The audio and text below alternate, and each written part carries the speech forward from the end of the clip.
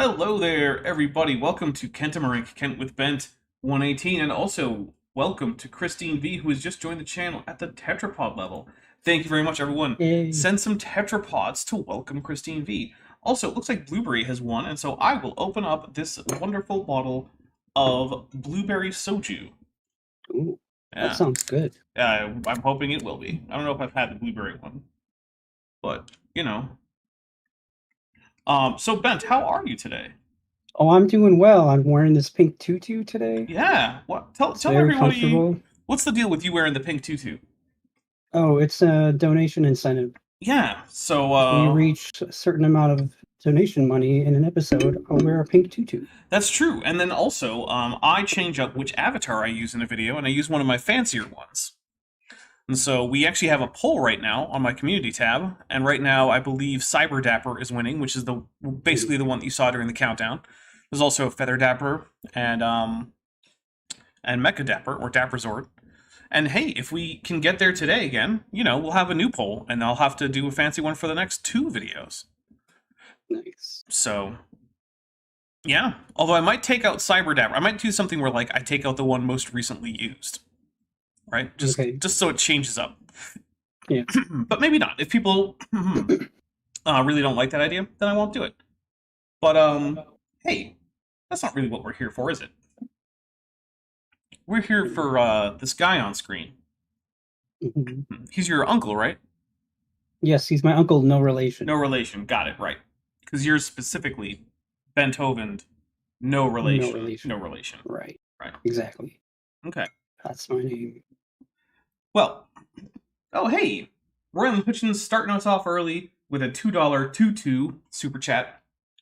But there's also a Godzilla, which means time for our first drink. Thank you very much.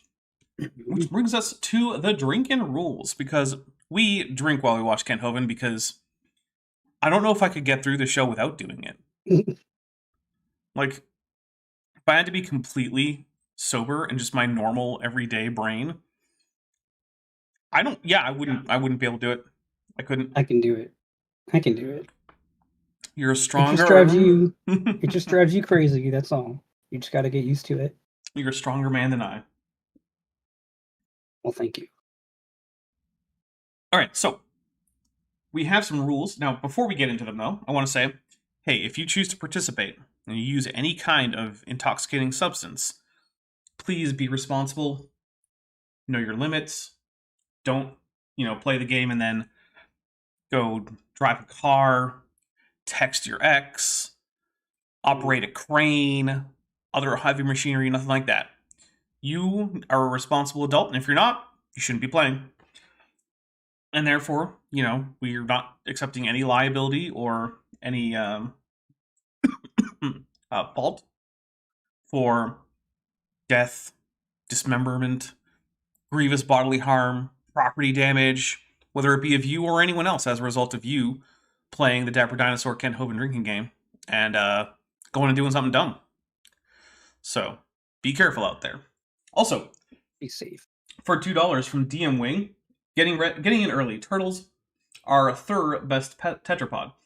Pretty sure that was supposed to be the best tetrapod, but what do I know? And Treaty Sub says, for $1.99, small contribution to the Dino Lord. Thank you very much.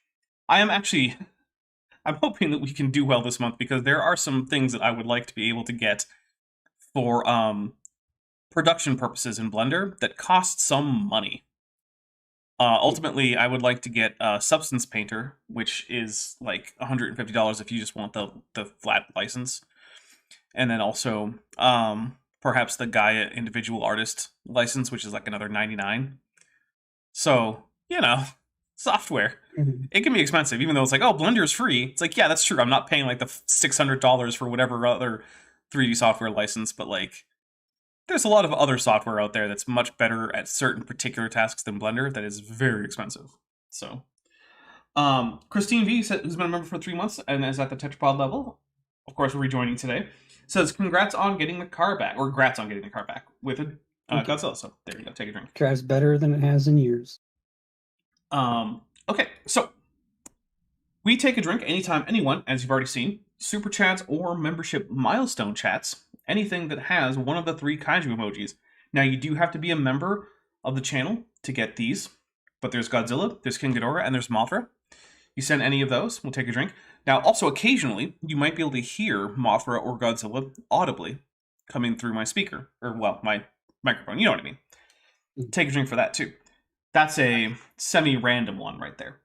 Now, we will also take a drink if Kent Hovind says something that's just so stupid we have to. But also, Sam Talbot, who's been in... Oh! There's Godzilla. Drink for Godzilla.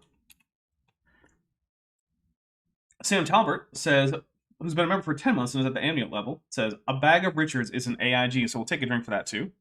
Yes, it is. And then we'll explain that. So, anyone who super chats or membership milestone chats, anything to the effect that AIG, that's Answers in Genesis, are a bag of dicks, we'll take a drink for. Now, you do have to be creative, because if you just type in AIG or a bag of dicks, YouTube will say, no, you can't send that. Sorry. And then it doesn't work. So, you know. Yeah.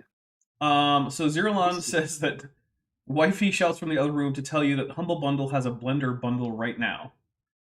I will have to check that out. That sounds really cool. But anyway, so we take a drink whenever Kent Hovind says something that's too stupid. Whenever he says something that's actually correct, but there is a caveat on this, right? It can't be just him quoting someone. It's got to be like he is actually like he has the idea himself. He knows this thing to be true, and then he actually, you know, expresses it.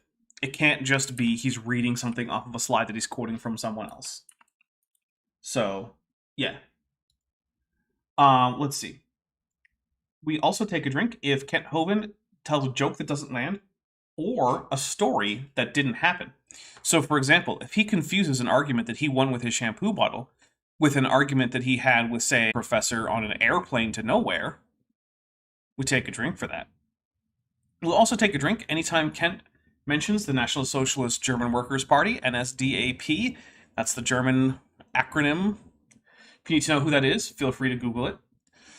So if he mentions them or any of their historically significant activities, shall we say, or he talks about any of the more prominent members and leaders of that party, then we'll take a drink for that. We'll also take a drink if Bent or I can successfully predict what Kent is about to argue for, and it's not obvious.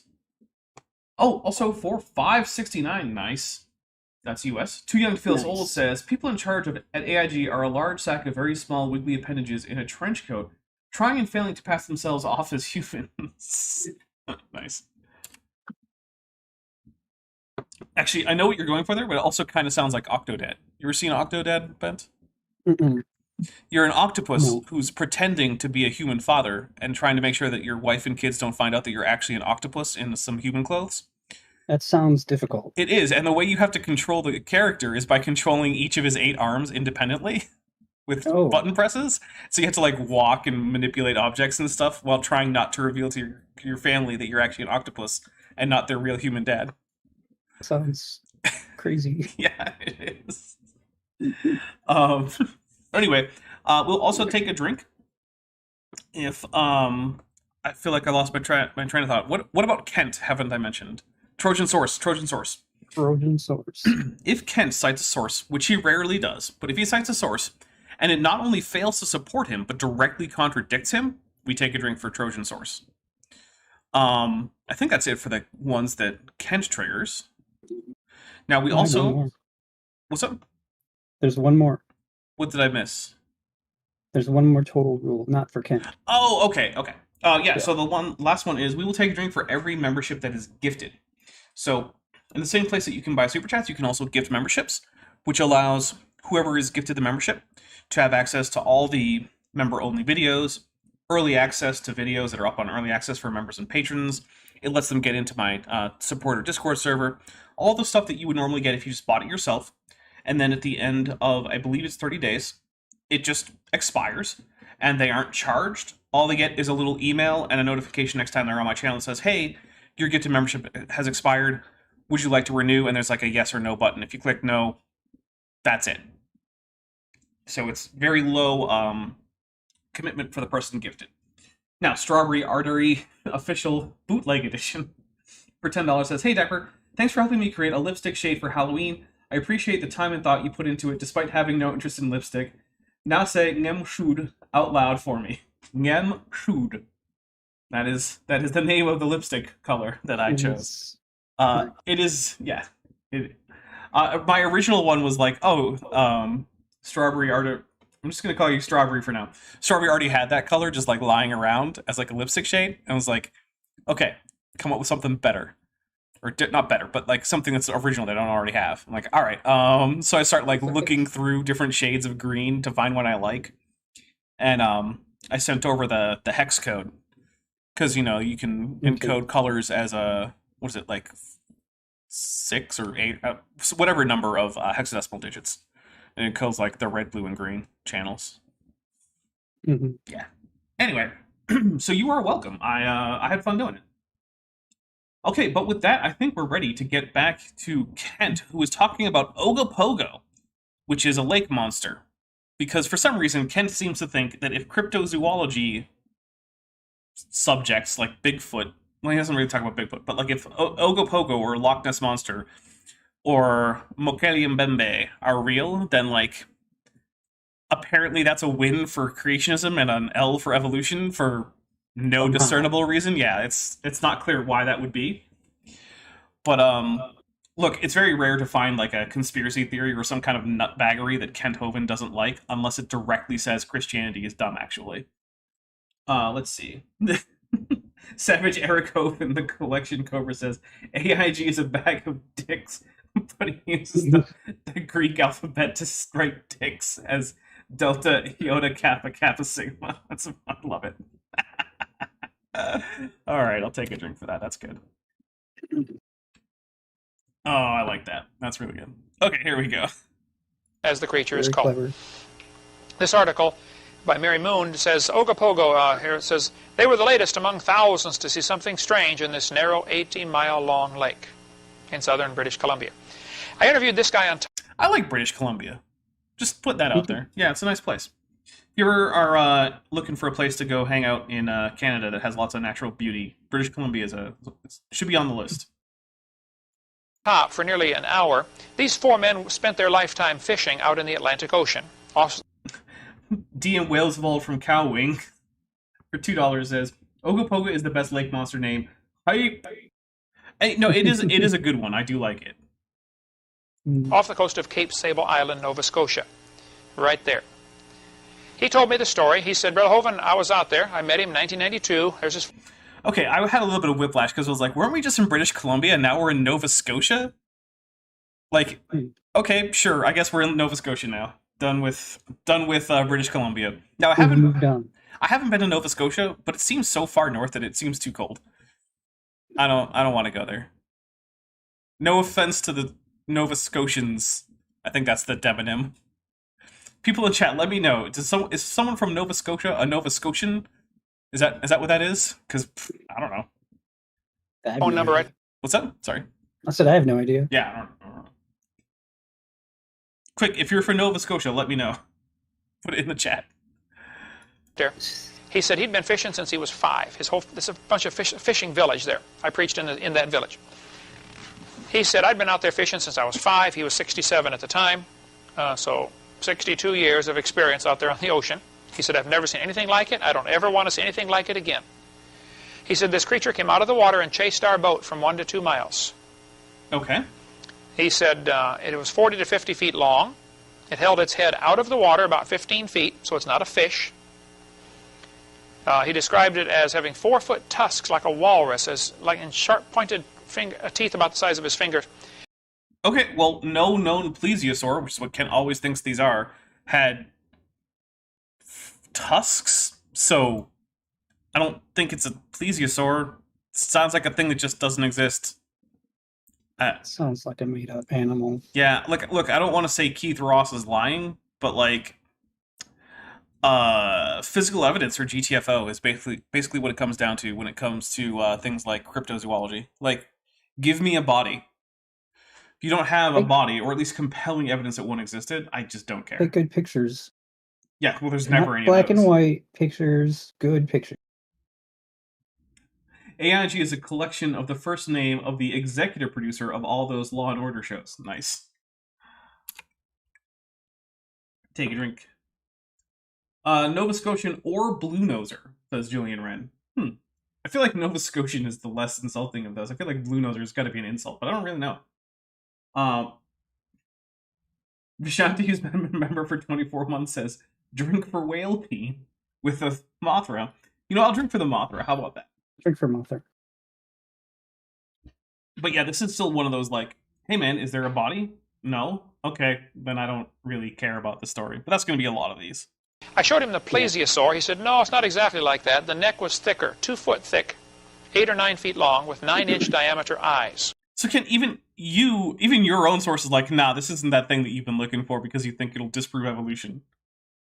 So even if this thing is real, it's not even any of the things that Ken's like, oh, well, evolution says that those went extinct. But apparently they didn't.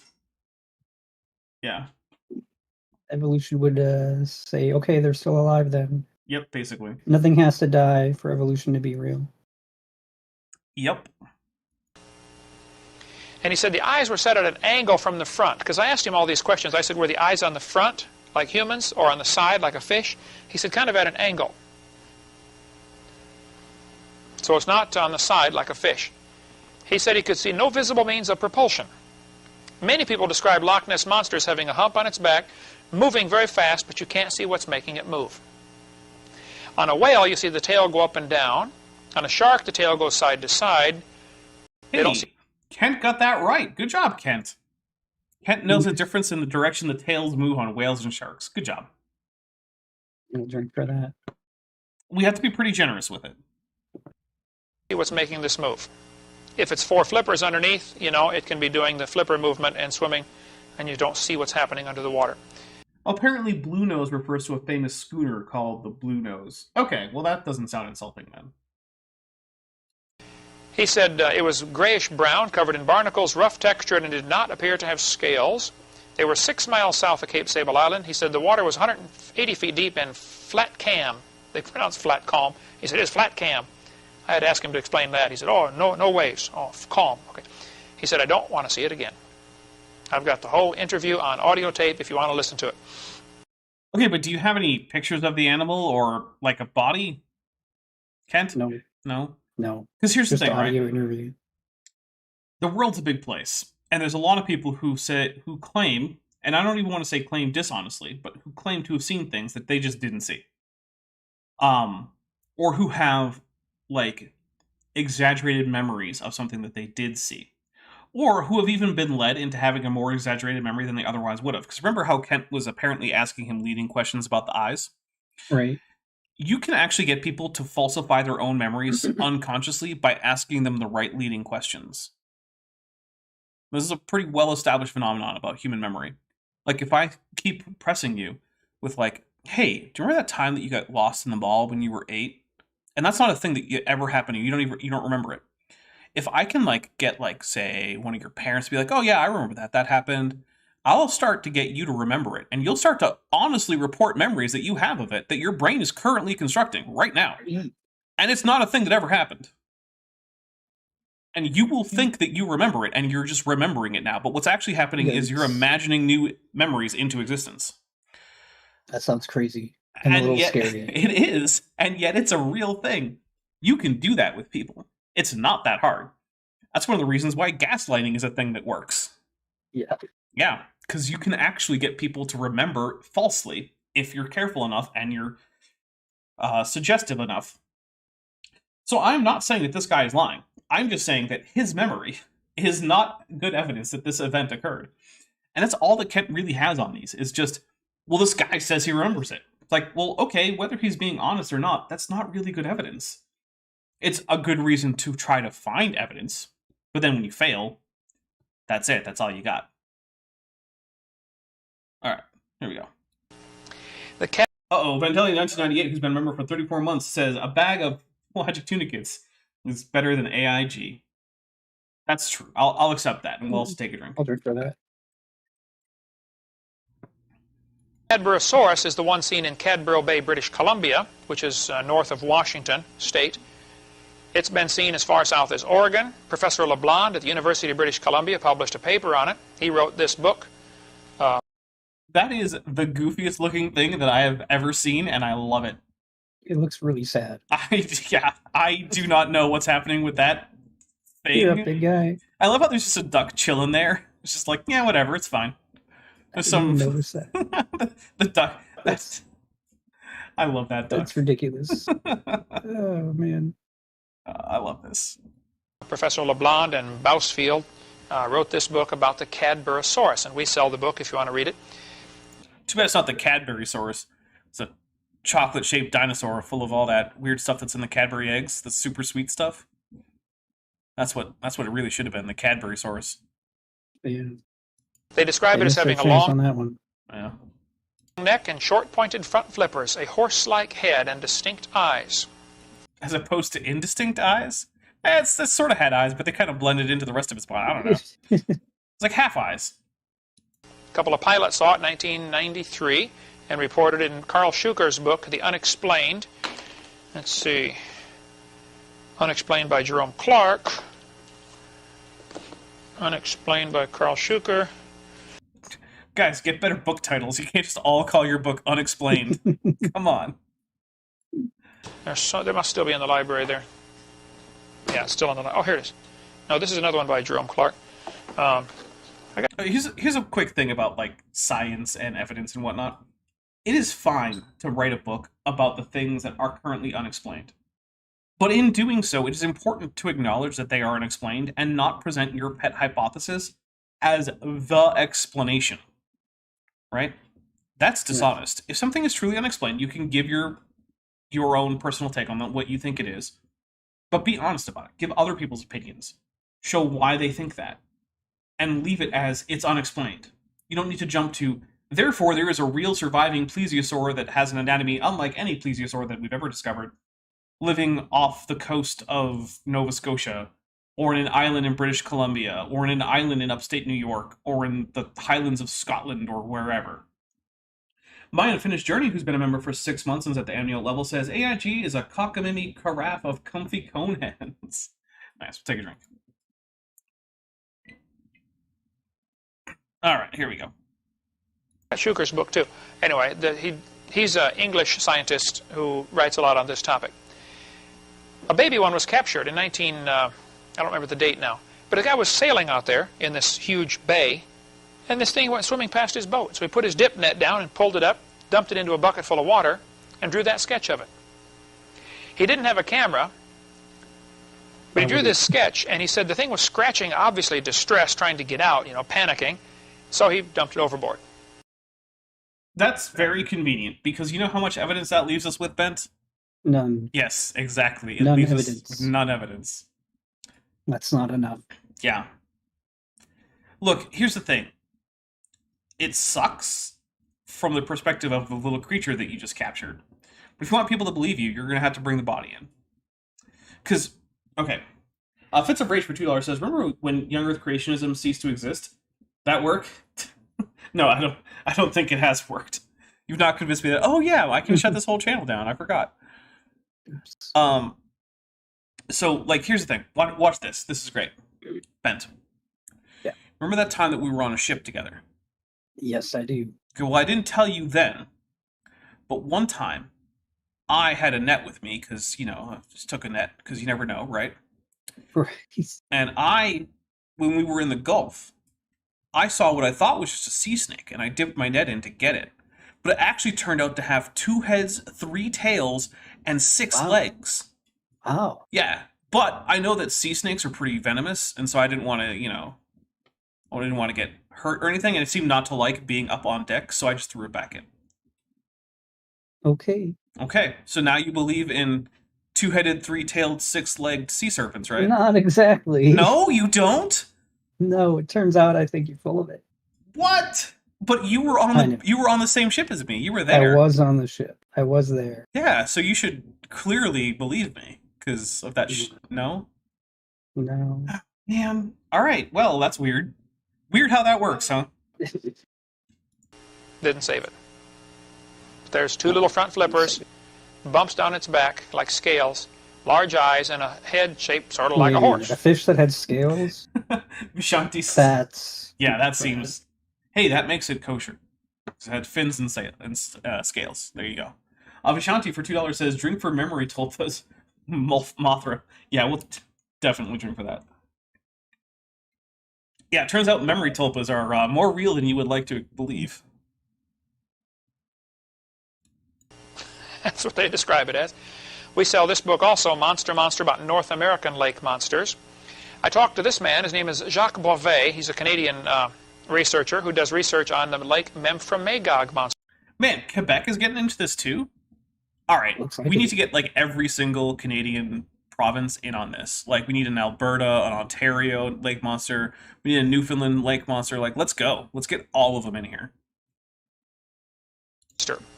This is a huge lake that goes from Quebec down into Vermont. Or if you're an American, it goes from Vermont. Are Mosasaur's kosher? Asks Savage Eric Hovin's Thai Collection Cobra. I don't actually know. I'm not an actual POSIC. Just go ask one, I guess. Vermont up into Quebec. But Jacques lives in Magog on the northern end of this lake. There's his phone number and address. I talked to him for 3 hours, videotaped the interview with him. He tapes interviews with folks who've seen this creature.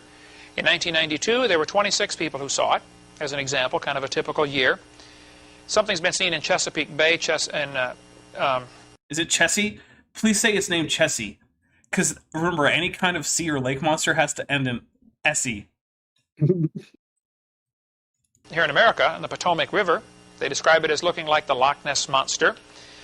In the south end of Rhode Island... You didn't tell us what it's called, Kent. I want to know if it's called Chessie, damn it.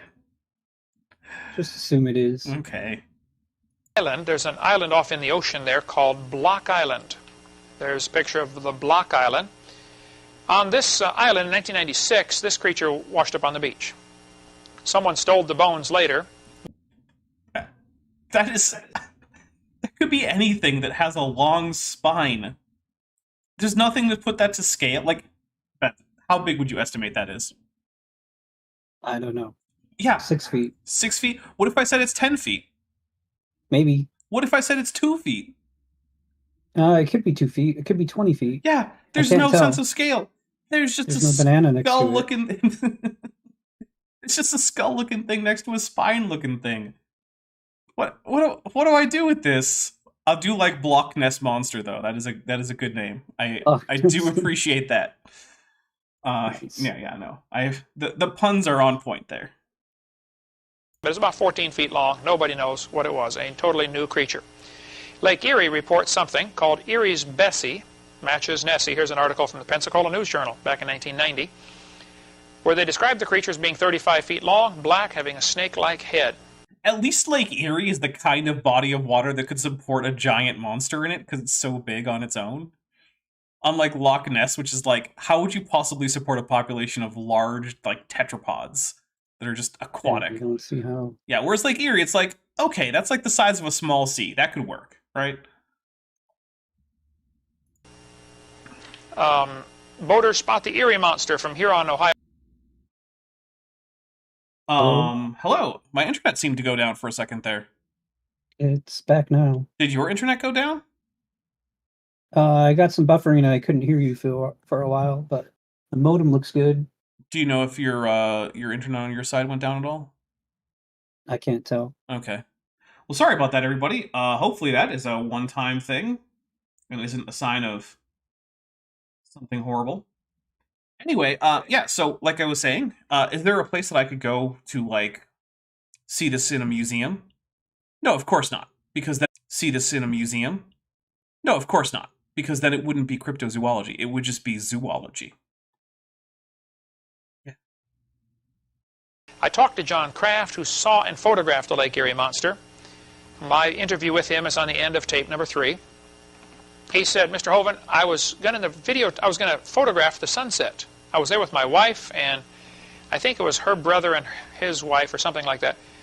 But he said, I was getting the camera set up, and they said, what is that?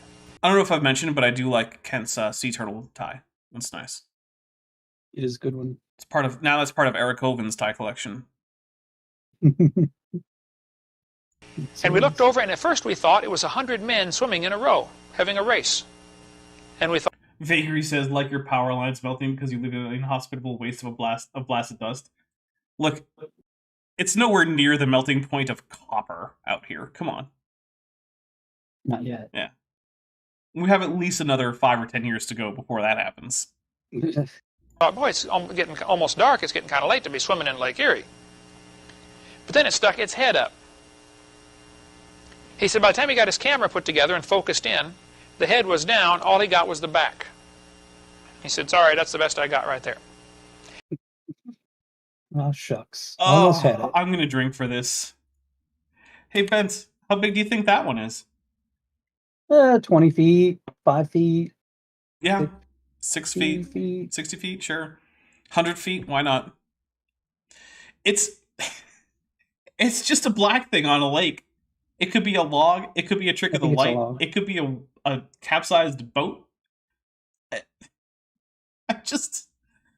Oh, this is so much nothing. Kent, why do you even bother with this? There's nothing here.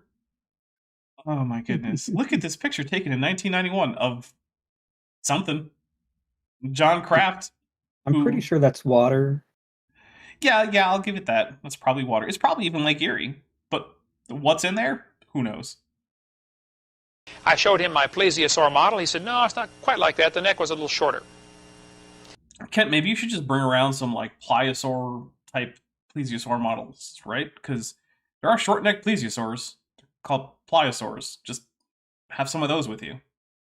I don't know why I'm trying to help out Kent on a video that he's never going to watch. Right. Like, even if he watched this, he wouldn't take my advice. And I don't actually want to help him in anything. But, I don't know. Whatever, it's fine. Yeah. Pete Peterson is a taxidermist who lives on Lake Erie. People catch fish. He stuffs them and mounts them. Huh? It's a great name. If my last name were Peterson and I had a son, I would name him Peter. Especially if my name were Peter. Because then he'd actually be Peter Peterson, son of Peter Peterson. It would be pretty great.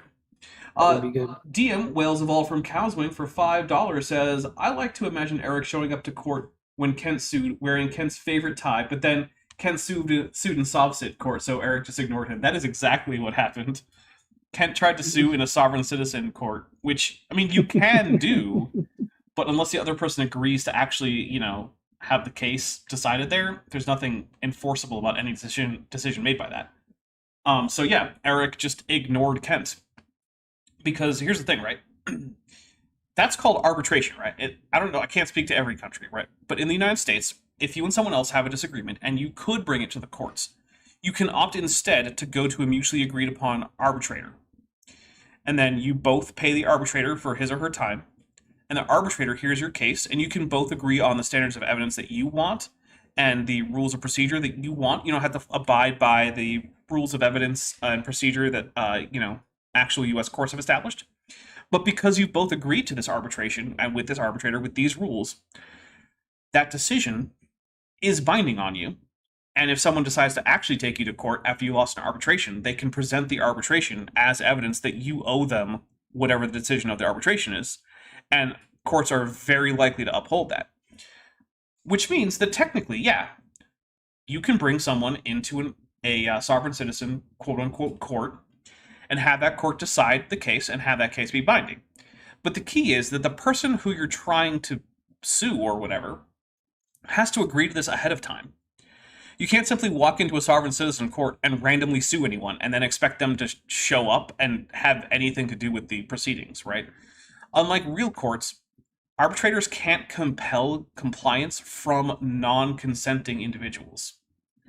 And so, when Kent Hovind sued Eric Hovind in sovereign citizen court without first getting Eric Hovind's consent to do so, Eric just ignored him, as we all knew he would, because why wouldn't he?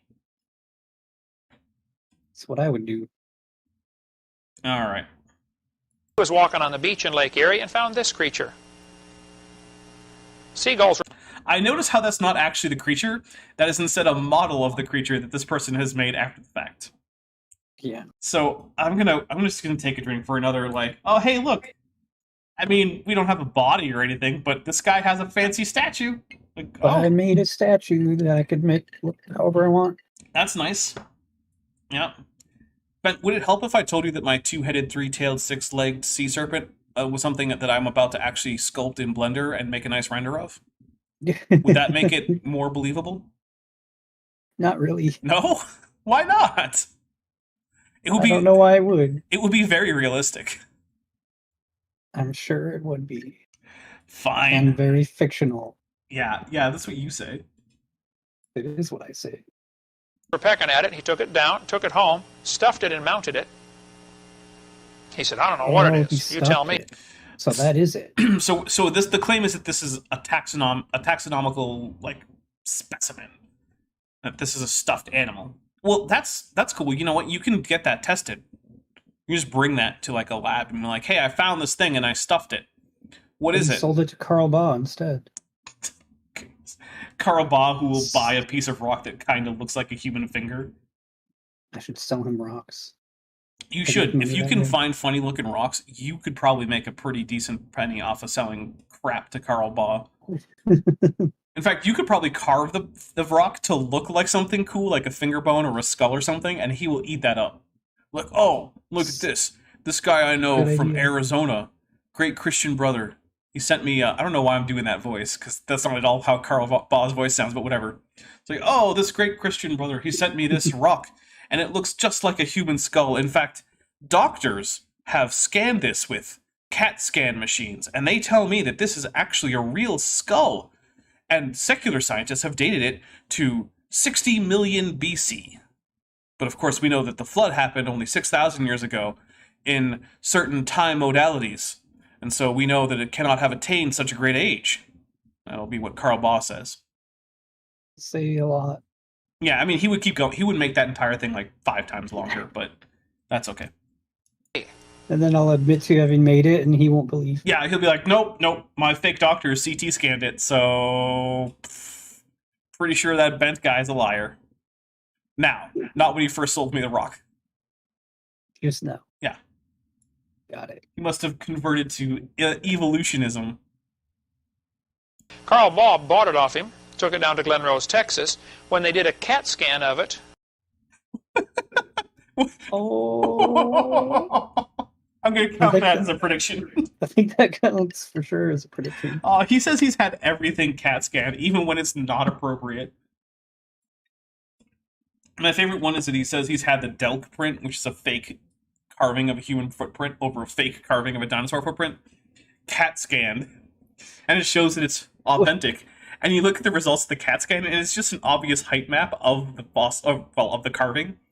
It's like, what does this tell me? It just tells me which parts are taller than others. But I already knew which parts were taller.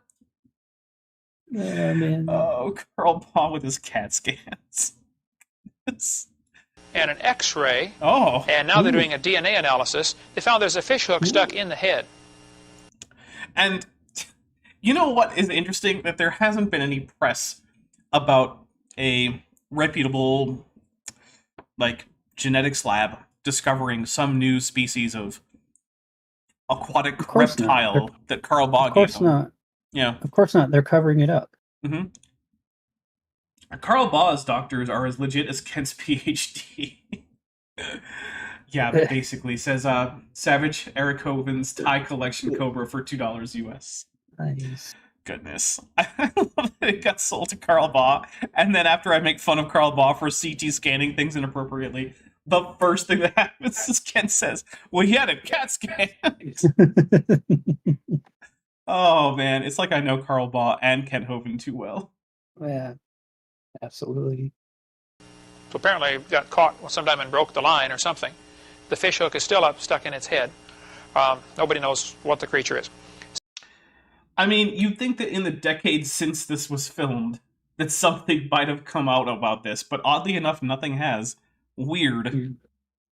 Scituate Harbor, I stopped there and saw the people who were the first ones to see the Scituate Harbor monster. Hey, I've been to Scituate Harbor. 1970, this critter washed up on the beach. I talked to the sheriff, who was the first one there on the scene.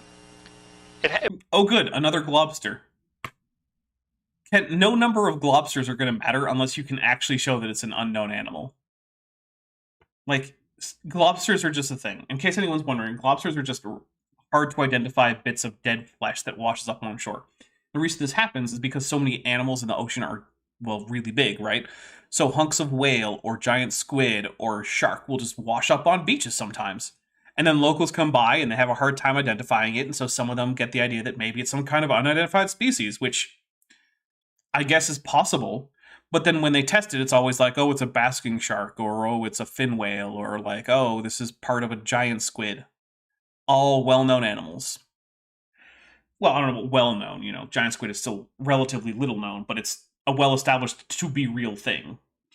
Tracy Roberts, for $5 redo, says, it's always good when your stream lines up with AEST. Plug AIG un... Oh, this is real in Italian here? AIG un Tascapane di Penny? Tascapane di Penny? With a Mothra, and we'll drink for both of those. We'll take 2 drinks. I'll be generous. 1 and 2. Now, I can understand written Italian pretty well, but don't ask me to be very good at pronouncing it, because that won't work very well. And Vishanti, for $2, says, drink for L.A. Marzulli's DNA test. With the Mothra. Or, I'm sorry, Ghidorah. Take a drink for that. My favorite L.A. Marzulli thing, right, is he spent a whole bunch of money on this supposed fairy, right? A taxidermy or preserved fairy or something like that. No, it was preserved. It's supposed to be mummified, right?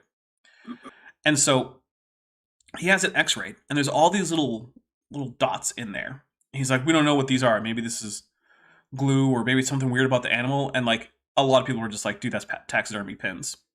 And so then later he brings it to like a veterinarian, and the veterinarian is like, yeah, this is a stitched together like stillborn monkey with bat parts stuck to it in an anatomically impossible manner. It was like 50% bat, 50% stillborn monkey. So you don't have a fairy here. You get a taxidermical or taxidermy chimera. Yeah. And he's like, well, I don't know, man. It's just, I still have questions. Oh, okay, L.A. Marzulli. You keep having those questions. They've been answered, but okay. Oh, L.A. Marzulli. Now, there have been times where I wanted to cover... Actually, I currently want to cover him on the channel, but the problem is his videos have so little content that I would have to get together like 20 or 30 of them all on the same theme and cut out all the extraneous stuff like him hawking prepper supplies and whatnot, which is more than half of his videos. Just to get together like a video, and like I don't know if I could find enough in a row that are on like a good theme so that I could have like a good momentum with it. He's just really hard to cover in the format that I do, which is sort of like, relatively long form responses. And so I don't know. Yeah, because he makes a lot of really dumb claims, and I really would like to take a look at them, but yeah, it's just so hard to figure out how to make it work with this channel's format. Yeah. All right. It washed up at 2 in the morning. It stunk terribly. You could smell it for 3 miles. Yeah, it's a hunk of rotting flesh on the beach. So the sheriff was called. He went out there to see what the stink was, and it's this 50-foot-long creature laying on the beach. Sounds like a whale. Yeah. As soon as a rock radio station heard about it, they started announcing at 2 a.m., hey, there's a sea monster washed up on the beach in Scituate Harbor. And people came down for miles, and all the highways and streets were blocked for miles. People trying to get to see the sea monster at 3 a.m. Anyway, everybody brought hatchets and machetes, or most of them did, and started cutting off pieces and taking it home. So That's gross. That is pretty nasty. I would not have done that. No, nor I. Goodness.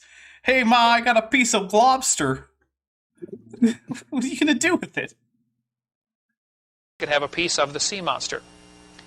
And then what? What are you going to put it in your freezer? It's a Just hold on to this stinking, rotting flesh. Oh, that's so gross. Why? I don't know. Oh. By the time they got some pictures of it, it was all chopped up. Convenient. The health department came out and said, we don't care what it is. It stinks, it's dangerous to contaminate the community, so they blew it back into the water. It's dangerous to contaminate the community? If Kent's story is at all to be believed, that ship has long since sailed.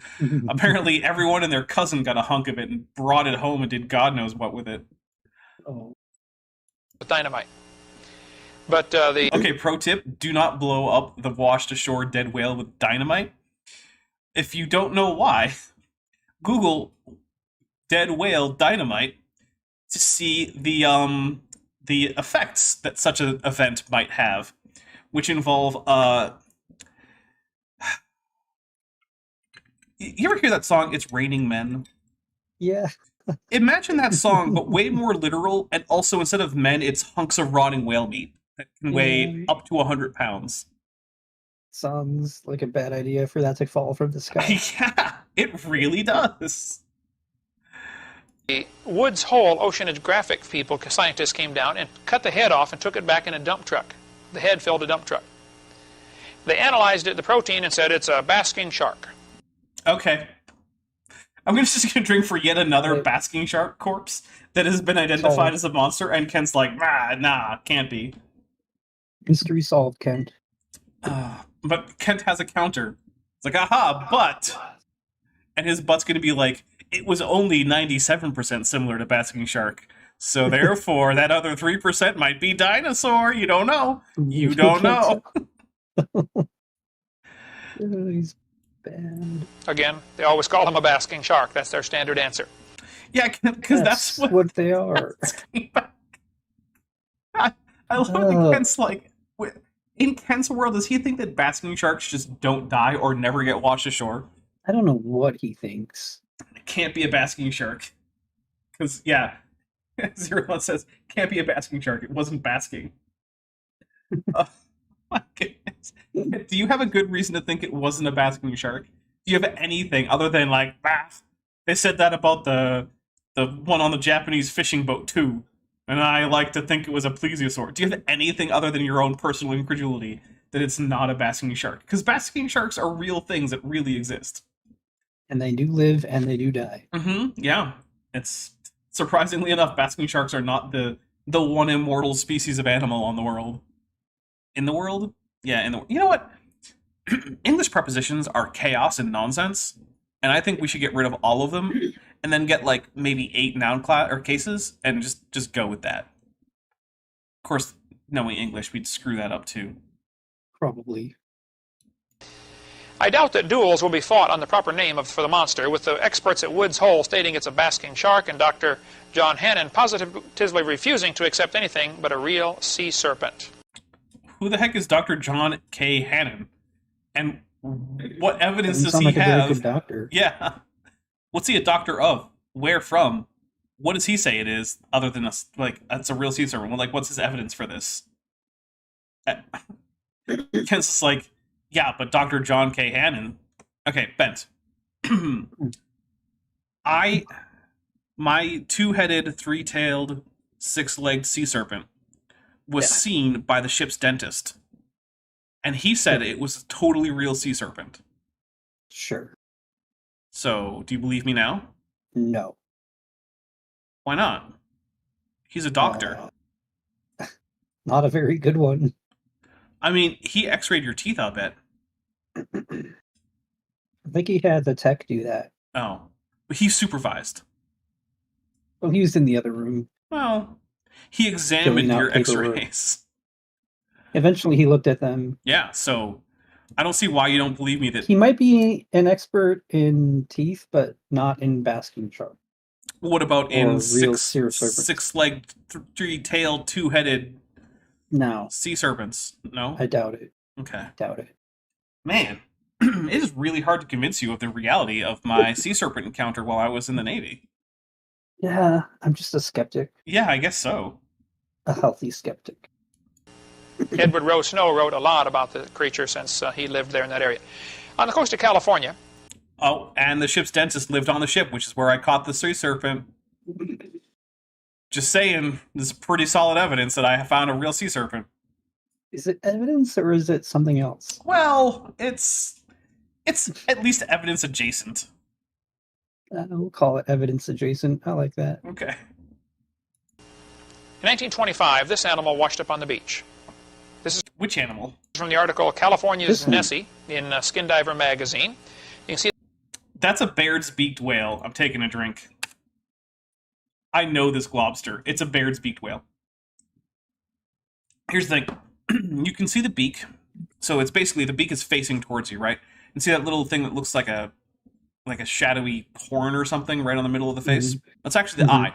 The Baird's-beaked whales have their eyes, they kind of protrude a little bit. And they have a little covering of flesh that goes over the top of it. You can see the beak. But what's interesting is the melon, which is the fatty part at the front of echolocating whales, which Baird's-beaked whales echolocate. It actually receives the sound back from echolocation. It's an organ called the melon. And it's starting to rot away because it's just fat. Right, so it's one of the things that rots fastest. And yeah, that's just a Baird's-beaked whale. This is a pretty famous globster that, yeah, it's a Baird's-beaked whale. I don't even have to look into this. I already am familiar with this case. So, yeah. Problem solved. But hey, this time it's not a basking shark, so Kent can't complain about it being a basking shark. He might, though. The guy behind has a rifle just in case it moves again.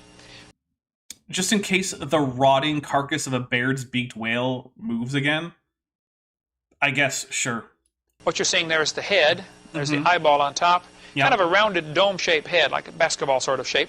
Gee, like the melon of a Baird's-beaked whale. I'm taking a drink for Kent. He did technically describe it correctly.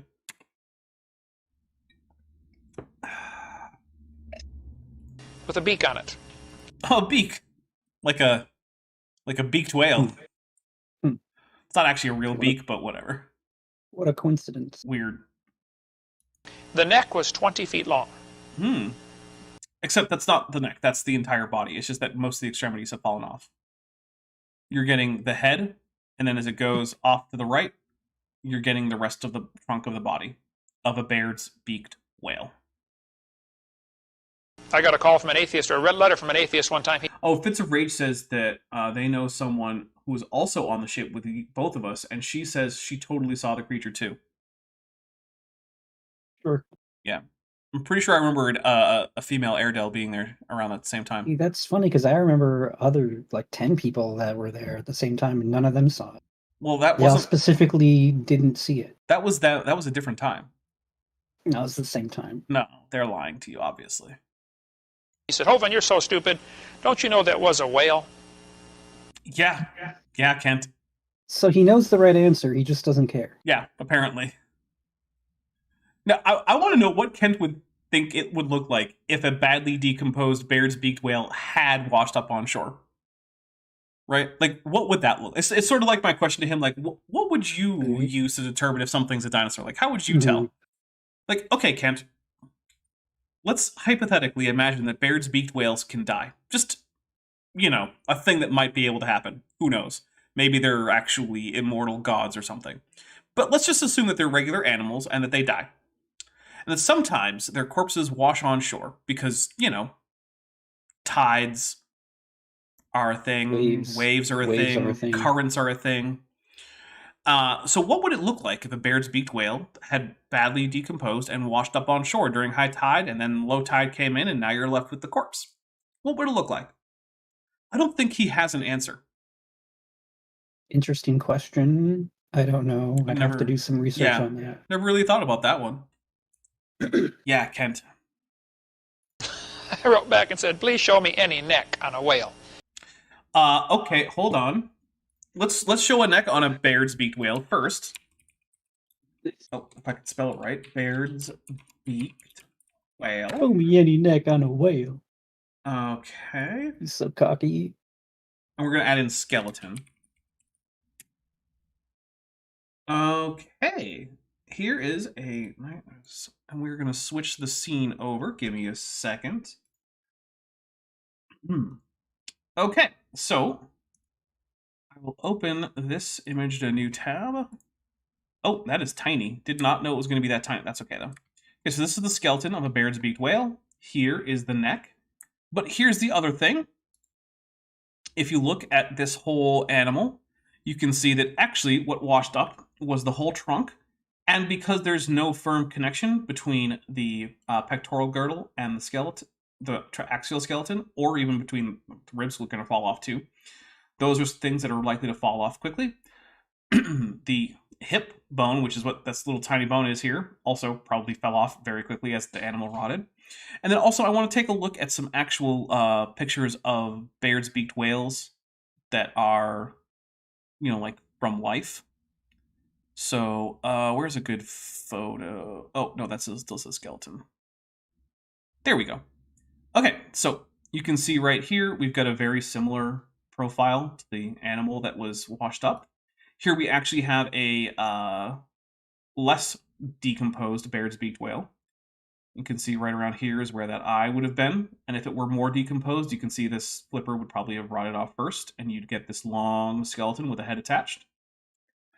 You can see how big a Baird's beaked whale is compared to a human. That's going to be a pretty substantial body if it washes up on shore. Yeah, this is a Baird's beaked whale. Sorry, Kent. I mean, I'm not actually sorry, but yeah, it's pretty obvious. So, there you go. Yes.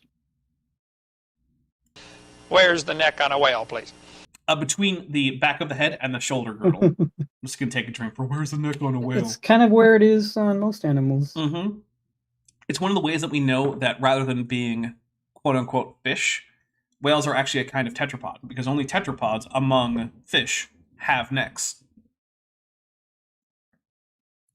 But the people who examined it, like the president of the British Columbia Natural History Society, he said, my examination of the monster was quite thorough.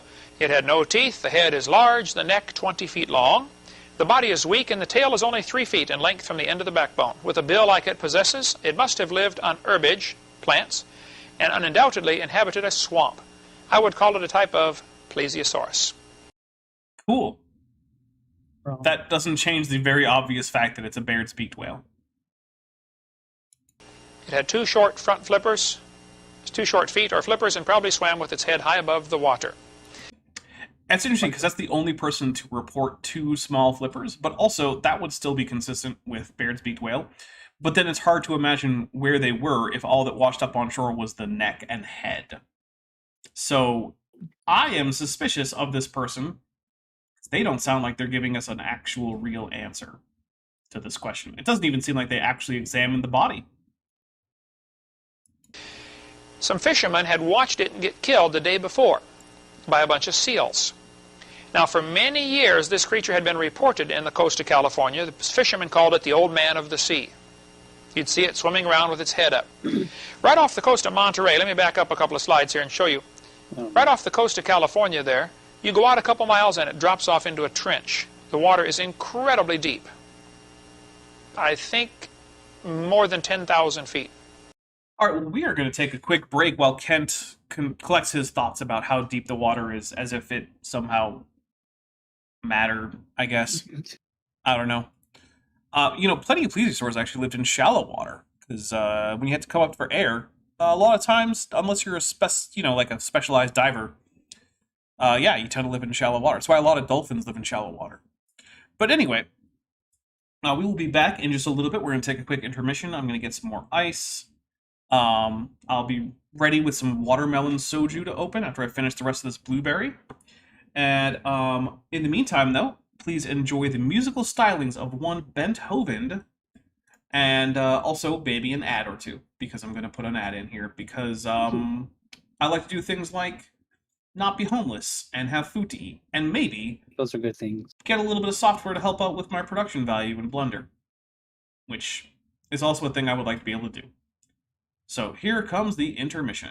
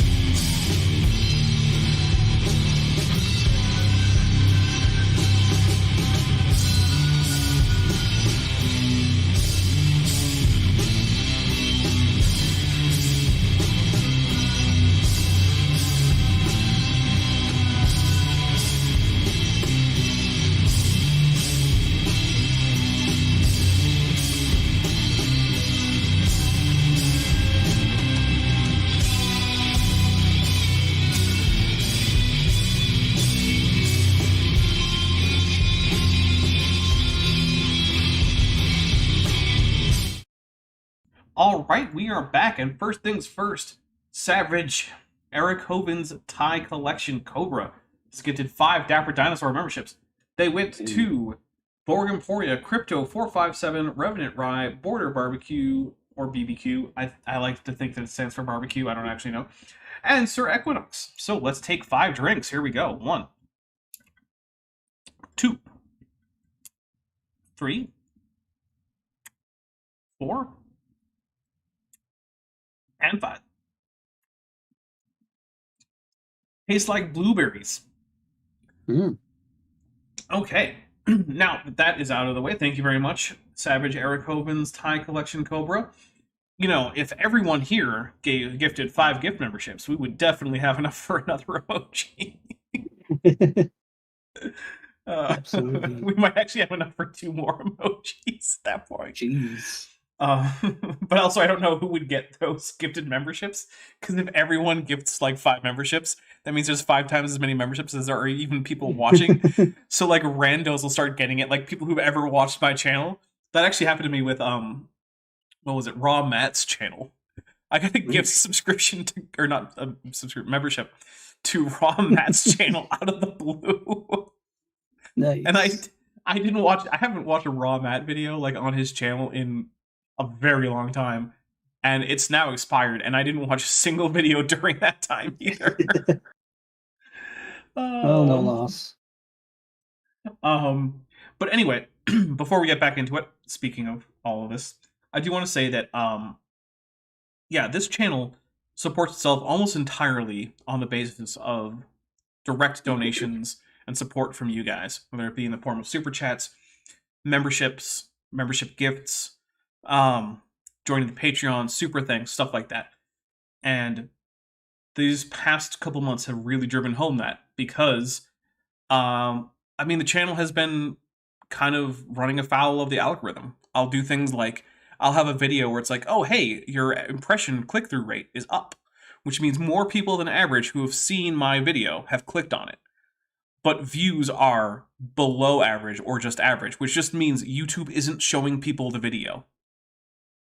Why? I don't know. Because it has a better than average click-through rate, so you'd think they would want to promote it more, but they don't. They're just like, nah, we're just not gonna. Which means that everything else about the channel gets a little bit lower. Fewer people come in for lives. Fewer people are there to watch ads. And so it can be very frustrating, because there's nothing obvious that I've done differently to make that happen. There's nothing obvious I can do to just go back to where I was in the algorithm a couple months ago. And of course, I'm sure that here in a few months, I'll pick back up again and I'll be back to where I was or higher. But still, it has driven home to me the degree to which, if you like this channel and you want it to keep going, it is really a user or viewer supported endeavor. It really depends on you guys. And so if you want to help out, there are a number of great ways to do that. There's the Patreon, where you can get a 12% discount if you go annually. That goes from $1 a month all the way to $100 a month if you want to be super generous. You get early access to videos. You get access to the Discord server that's just for supporters. You get access, if you're at the $10 tier or higher, you can get access to 3D assets that I make. A lot of times they're procedural assets, so you can tweak them to your heart's desire. I've done a lot of materials and geometry nodes projects where you can just go in and with a few sliders, just change it to whatever you want. There's also the channel memberships, where you can get the cool emojis. You can get membership milestone chats, which are basically just a free super chat every month. You can also get access to the Discord early access videos. There's also some member-only videos that are there. So, like, for instance, if I'm testing on a new avatar, or like the intro that you saw this earlier in the stream with the 3-minute countdown, you can just watch that countdown as a separate video. It's up there for members only. Yeah, that's there too. That starts at $1.99 a month, and I think it goes to $20 a month is the highest tier that I have on there. Now, if an annual or a monthly thing isn't what is something, you just can't do it, or you don't want to, it's not your thing, there are a lot of other great ways. Share this video. That really helps a lot. Watch some of my videos in a row. Like the video. Comment on the video. Do all those things. Every single one of those things helps in the algorithm. And because the algorithm has been kind of not on my side lately, they're extra important, even if you do also support the channel financially. And then also there's a merch store and a Amazon wish list if you want to just do a one-time thing like that, which there's also a Amazon wish list and a Patreon for Bent over here if you want to help support him with his music. And let's see, we have a super chat and a membership milestone chat. So I'm going to go with Xanox, the Ark. I hope that I'm saying that right. It says for $20, at Dapper Dinosaur, I am on my current annual Kent Hovind debate binges, and your video is destroying his thesis, and your Our Birds Dinosaurs debate is one of my favorites. Cheers. Plus, huge Godzilla fan. That was for 20 US. Thank you very much, Xanox. I am really, really proud of that Kent Hovind debate. I think it is one of the best, if not the best debate that I've ever done, and it's one of the best Kent Hovind debates that I think has ever been done. And I don't normally like to brag, but getting him to admit that he doesn't know what a dinosaur is just a great feather in my cap, and I am never going to let that go. Vandalia 1998 for $2 US says, the algorithm giveth and the algorithm taketh away. Yeah, it's really true. Yeah, it's frustrating, right? Because the algorithm is something that not even YouTube understands. It's just this arcane, like, eldritch god that just bestows blessings and curses on YouTube channels randomly. So yeah. Goopdo3, who's been a member for 13 months and is at the Tetrapod level, says, oh damn, I missed I have a milestone chat with a Mothra, so we'll take a drink for that. Dougie D for $1.99 says, like your channel while drunk, and I like you. Well, thank you very much, Dougie D. Strawberry Artery Official Bootleg Edition for $10 says, fudge the algorithm and Ben Shapiro and his eyebrows. Okay. Oh, man. I just feel bad for Ben Shapiro's wife, who has to lie to him about indications of female arousal so that he doesn't feel too bad about the fact that he's never once turned his wife on in his entire life. That's rough. That is tough. And that's where this creature was seen. And it washed up after these seals went out and killed it one day. A big war between a bunch of seals and this big creature. Wait, didn't he say it was walruses earlier? I don't know. I think he said seals. Maybe he said seals. All right, wait. I'm not going to try to figure it out. It's fine, whichever one. They're both pinnipeds. It washed up on the beach a day or two later. But in the 1930s and 40s, other creatures were seen by the Monterey Sardine Fleet. Get a body for those? At that time, that was the sardine capital of the world. One crew with 12 men watched it. Here's their report. They said it stared at them with large, baleful eyes from a rounded head that topped a long... Large, baleful eyes. I want you to take a look at the tiny-ass eyes on this beard-beaked whales and tell me if you think that those are large, baleful eyes. Doesn't even meet the description of the corpse. I'm taking a drink for that. That's ridiculous. The beard-beaked whales that has proportionally tiny eyes had large, baleful eyes. Okay. And for $5 US, Savage Eric Hovind's Thai Collection Cobra. Man, some of my channel viewers have some of the best names. For $5 US says, how can you have a feather in your cap if dinosaurs don't have feathers? Citation, Ken Ham's SIL. Qualifications, none. Well, actually, I'm going to point out that humans who definitely don't have feathers also sometimes put feathers in their cap. So I should just steal it from something that does have a feather, even though the only organisms that ever grew feathers are all dinosaurs. If it's got feathers, it's definitely a dinosaur. If it doesn't have feathers, could still be a dinosaur, but might not be. So, take that. Alright. Yeah. Man, soju sneaks up on you. I don't know if you know about this. That's awesome. Soju is like a really smooth drink, and like it goes down like it's like chilled fruit juice when it's on the way down. And then after you have a bottle or two, you stand up and you're like, oh, this is nice. This is like fortified wine, isn't it? And the answer is yes. Yes, it is like fortified wine.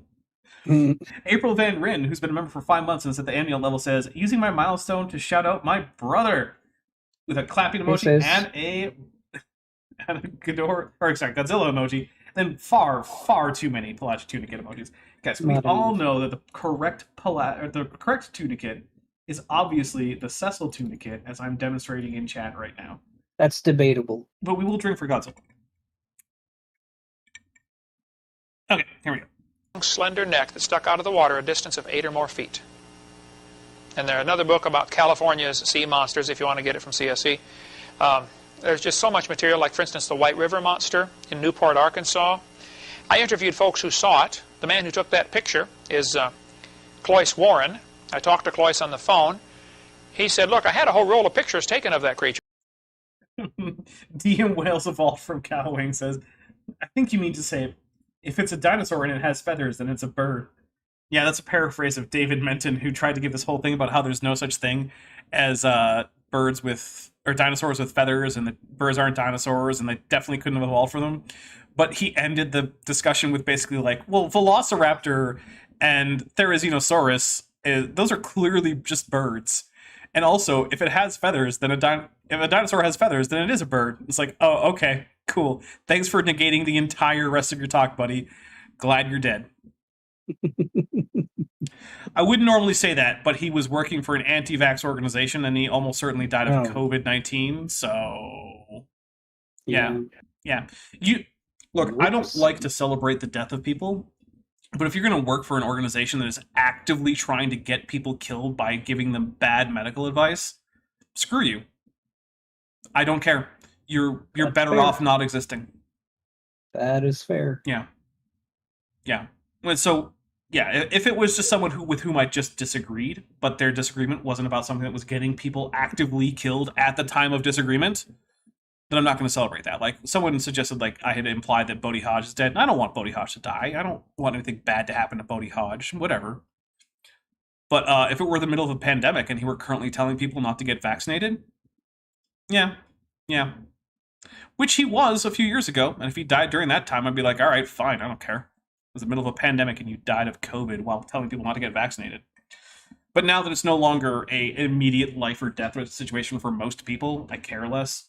So, Nita B says, been a member for 1 month and is at the annual level, says, I had a whole roll of film of the monster, but my dog ate it. Yeah, that's a lot of these.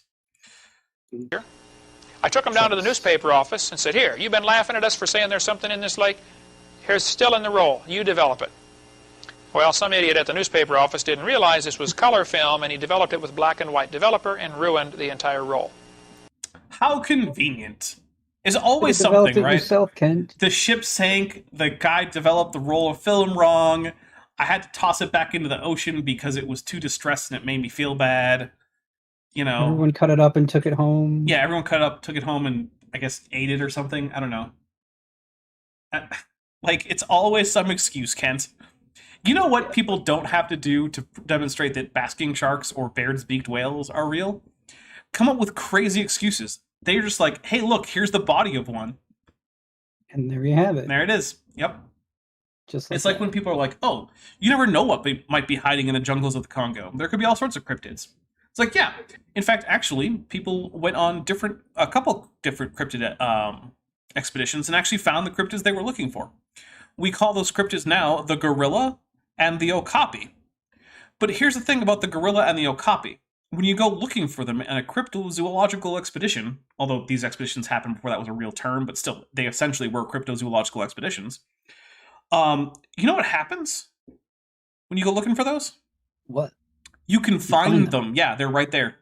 They actually exist. It's not easy to find them, but you can. That's not true for Mokele Mbembe or Loch Ness Monster. Now, Sean, for $5 US, says, one of my fellow chefs assures me that this is an appropriate Spanish greeting for this topic. AIJ is una bolsa con... Wait, is that an epsilon?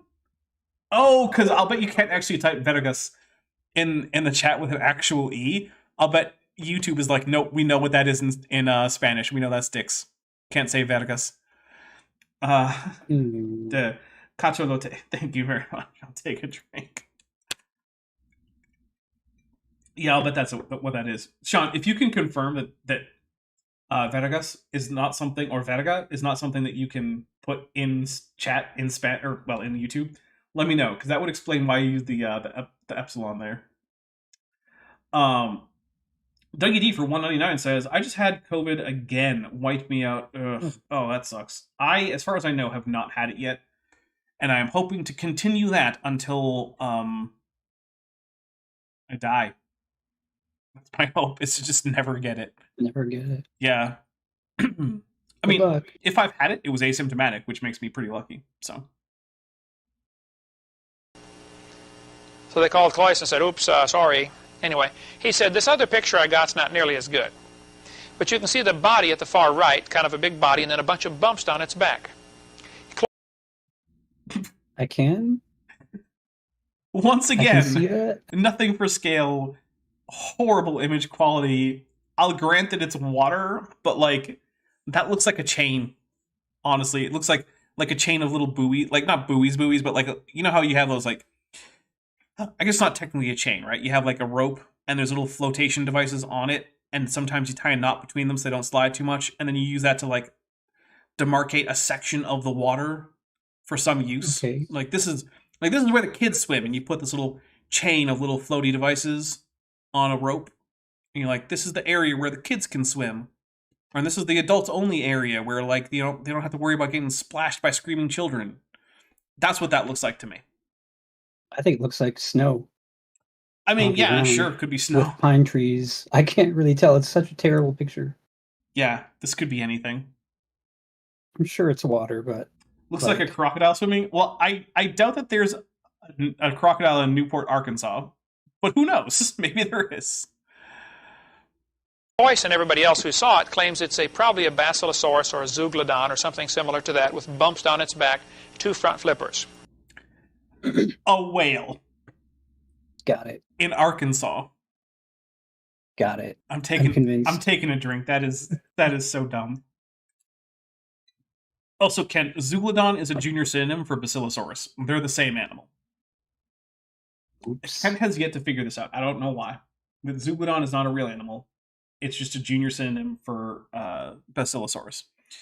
Granted, Zeuglodon's probably the better name for the animal, but that's not how the naming of animals works. Whoever publishes first gets priority, except in very unusual circumstances that were basically created specifically for Tyrannosaurus Rex.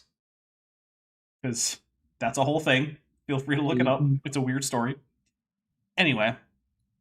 Most people would say an extinct dinosaur, but apparently... No, Kent, that's a whale! I'm taking 2 drinks. I can't with Kent right now. Zeuglodon or Basilosaurus, an extinct dinosaur. I'm doing it. I'm dropping it. Uh-oh. It's a fucking whale, Kent. My ears. No, I'm okay. Now if I have to do it again, I owe myself $10. Luckily, I can just transfer that from my savings account into my checking account. Yeah. That'll show. Yeah, but then I'll just shift it back. So, yeah. Not.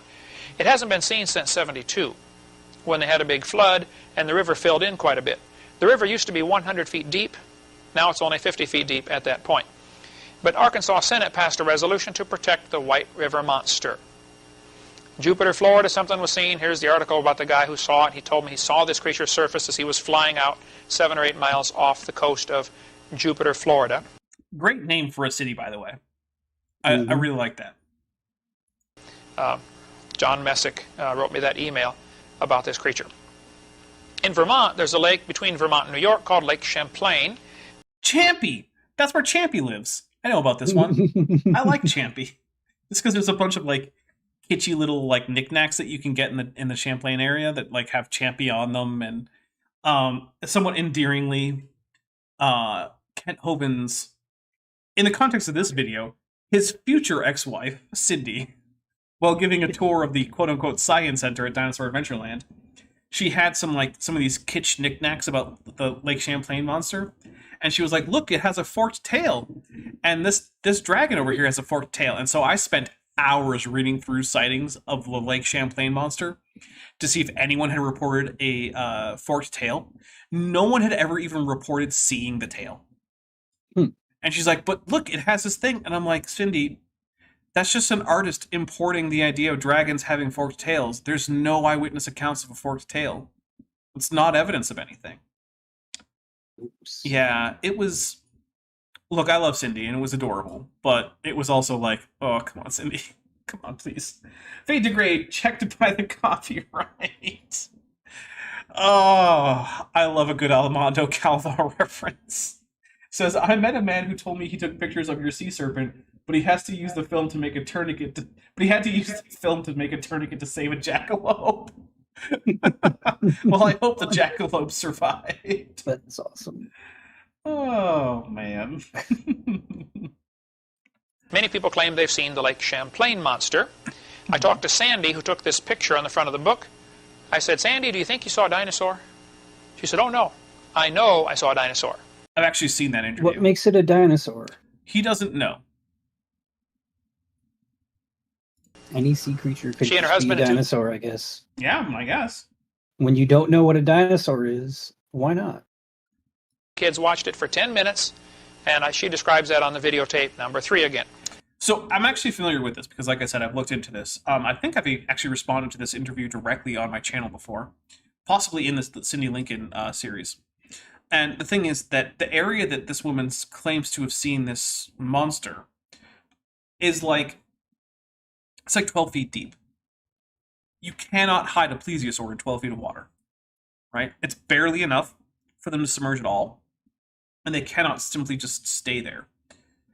And also, like, you can see right to the bottom, right? Like, this would be a thing that if plesiosaurs were just hanging out there, you'd be able to notice just by flying a drone over. Now, granted, at the time, there wouldn't have been drones, but there are now, right? Like, this whole sighting, as reported, is physically impossible, which means that what almost certainly happened is that this woman thought she saw something that she didn't, and her imagination filled in some of the gaps. Now, Xanox the Ark has just joined the channel at the tetrapod level. Everybody, send some tetrapods and or some sessile tunicates. Pelagic. Nope, not pelagic. Sessile. I coughed. No, you didn't. I know what you did. So welcome, Xanox the Ark, to the channel memberships. Okay. All right, here we go. Okay, 1998, 58 people saw it again, just a couple years ago. It is regularly reported. When I went there to Lake Champlain, I talked to folks that lived along the lake. I said, have you ever seen the Lake Champlain monster? Some said, no, it's just a joke. Some said, yeah, I've seen it, but I wouldn't tell anybody because you're going to get laughed at. I mean, if you go home and say, hey, I was out fishing and I saw a dinosaur, what are your friends going to think? Well, That it was a apparently, bird. well, yeah, that it was a bird. Yeah, that's true. I see dinosaurs a lot, whether I'm fishing or not. But Bent, you don't believe me about my 2-headed, 3-tailed, 6-limbed sea serpent, so I feel Nope. very hurt. Do you I'm think sorry. I would lie about something as important as this? I'm sorry that you feel that On way. this, the day after Indictment Day of all days. Oh, well. Very disappointing. Something went wrong, right? A little too much sunlight out there, right? One more story and we got to quit. In Pensacola, Florida, right here. That's where Kent used to live before his wife and, well, his ex-wife and his son kicked him out. Whoops. This sketch was drawn by Edward Bryan McCleary, who was the only survivor when 5 kids went scuba diving. Isn't that just the Pokemon, like Paris? Isn't that just what that is? Could be. But with a buoy on its back somehow? Why not? Sean, who's been a member for 3 months, is at the annual level, says, yes, I had to use the Greek letters to get that word past YouTube. I'm not mean enough to do Latin languages on Greek letters to you twice. Oh, yeah, you did do that. Oh, my goodness, that was a nightmare. Trying to read Latin with Greek letters, and I was just like, I don't know what's happening anymore. Like, every single wire in my brain crossed. But then also, there was an attempt at a Mothra emoji, so we'll take a drink for it. Yes, thank you. That was...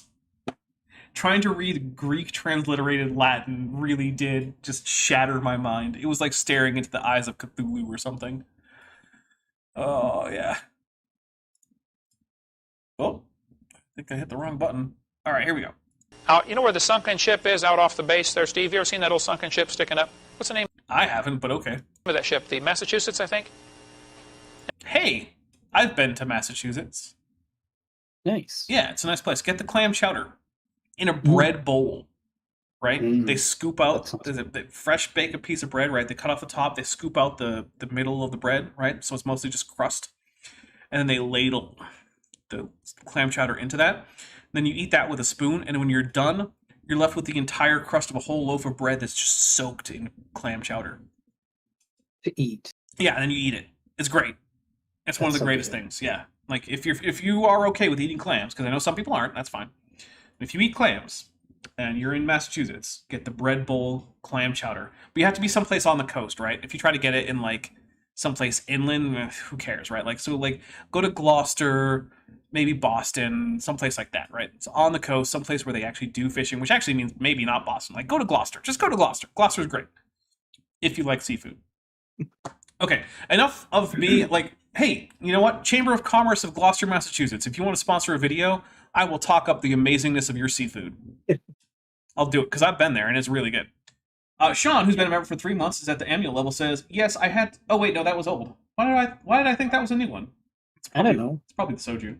I blame the soju. You know, I bought 3 bottles of soju. I'm not through my first one yet, and I'm already feeling it. Mhm. Like, oof, soju, it's a thing.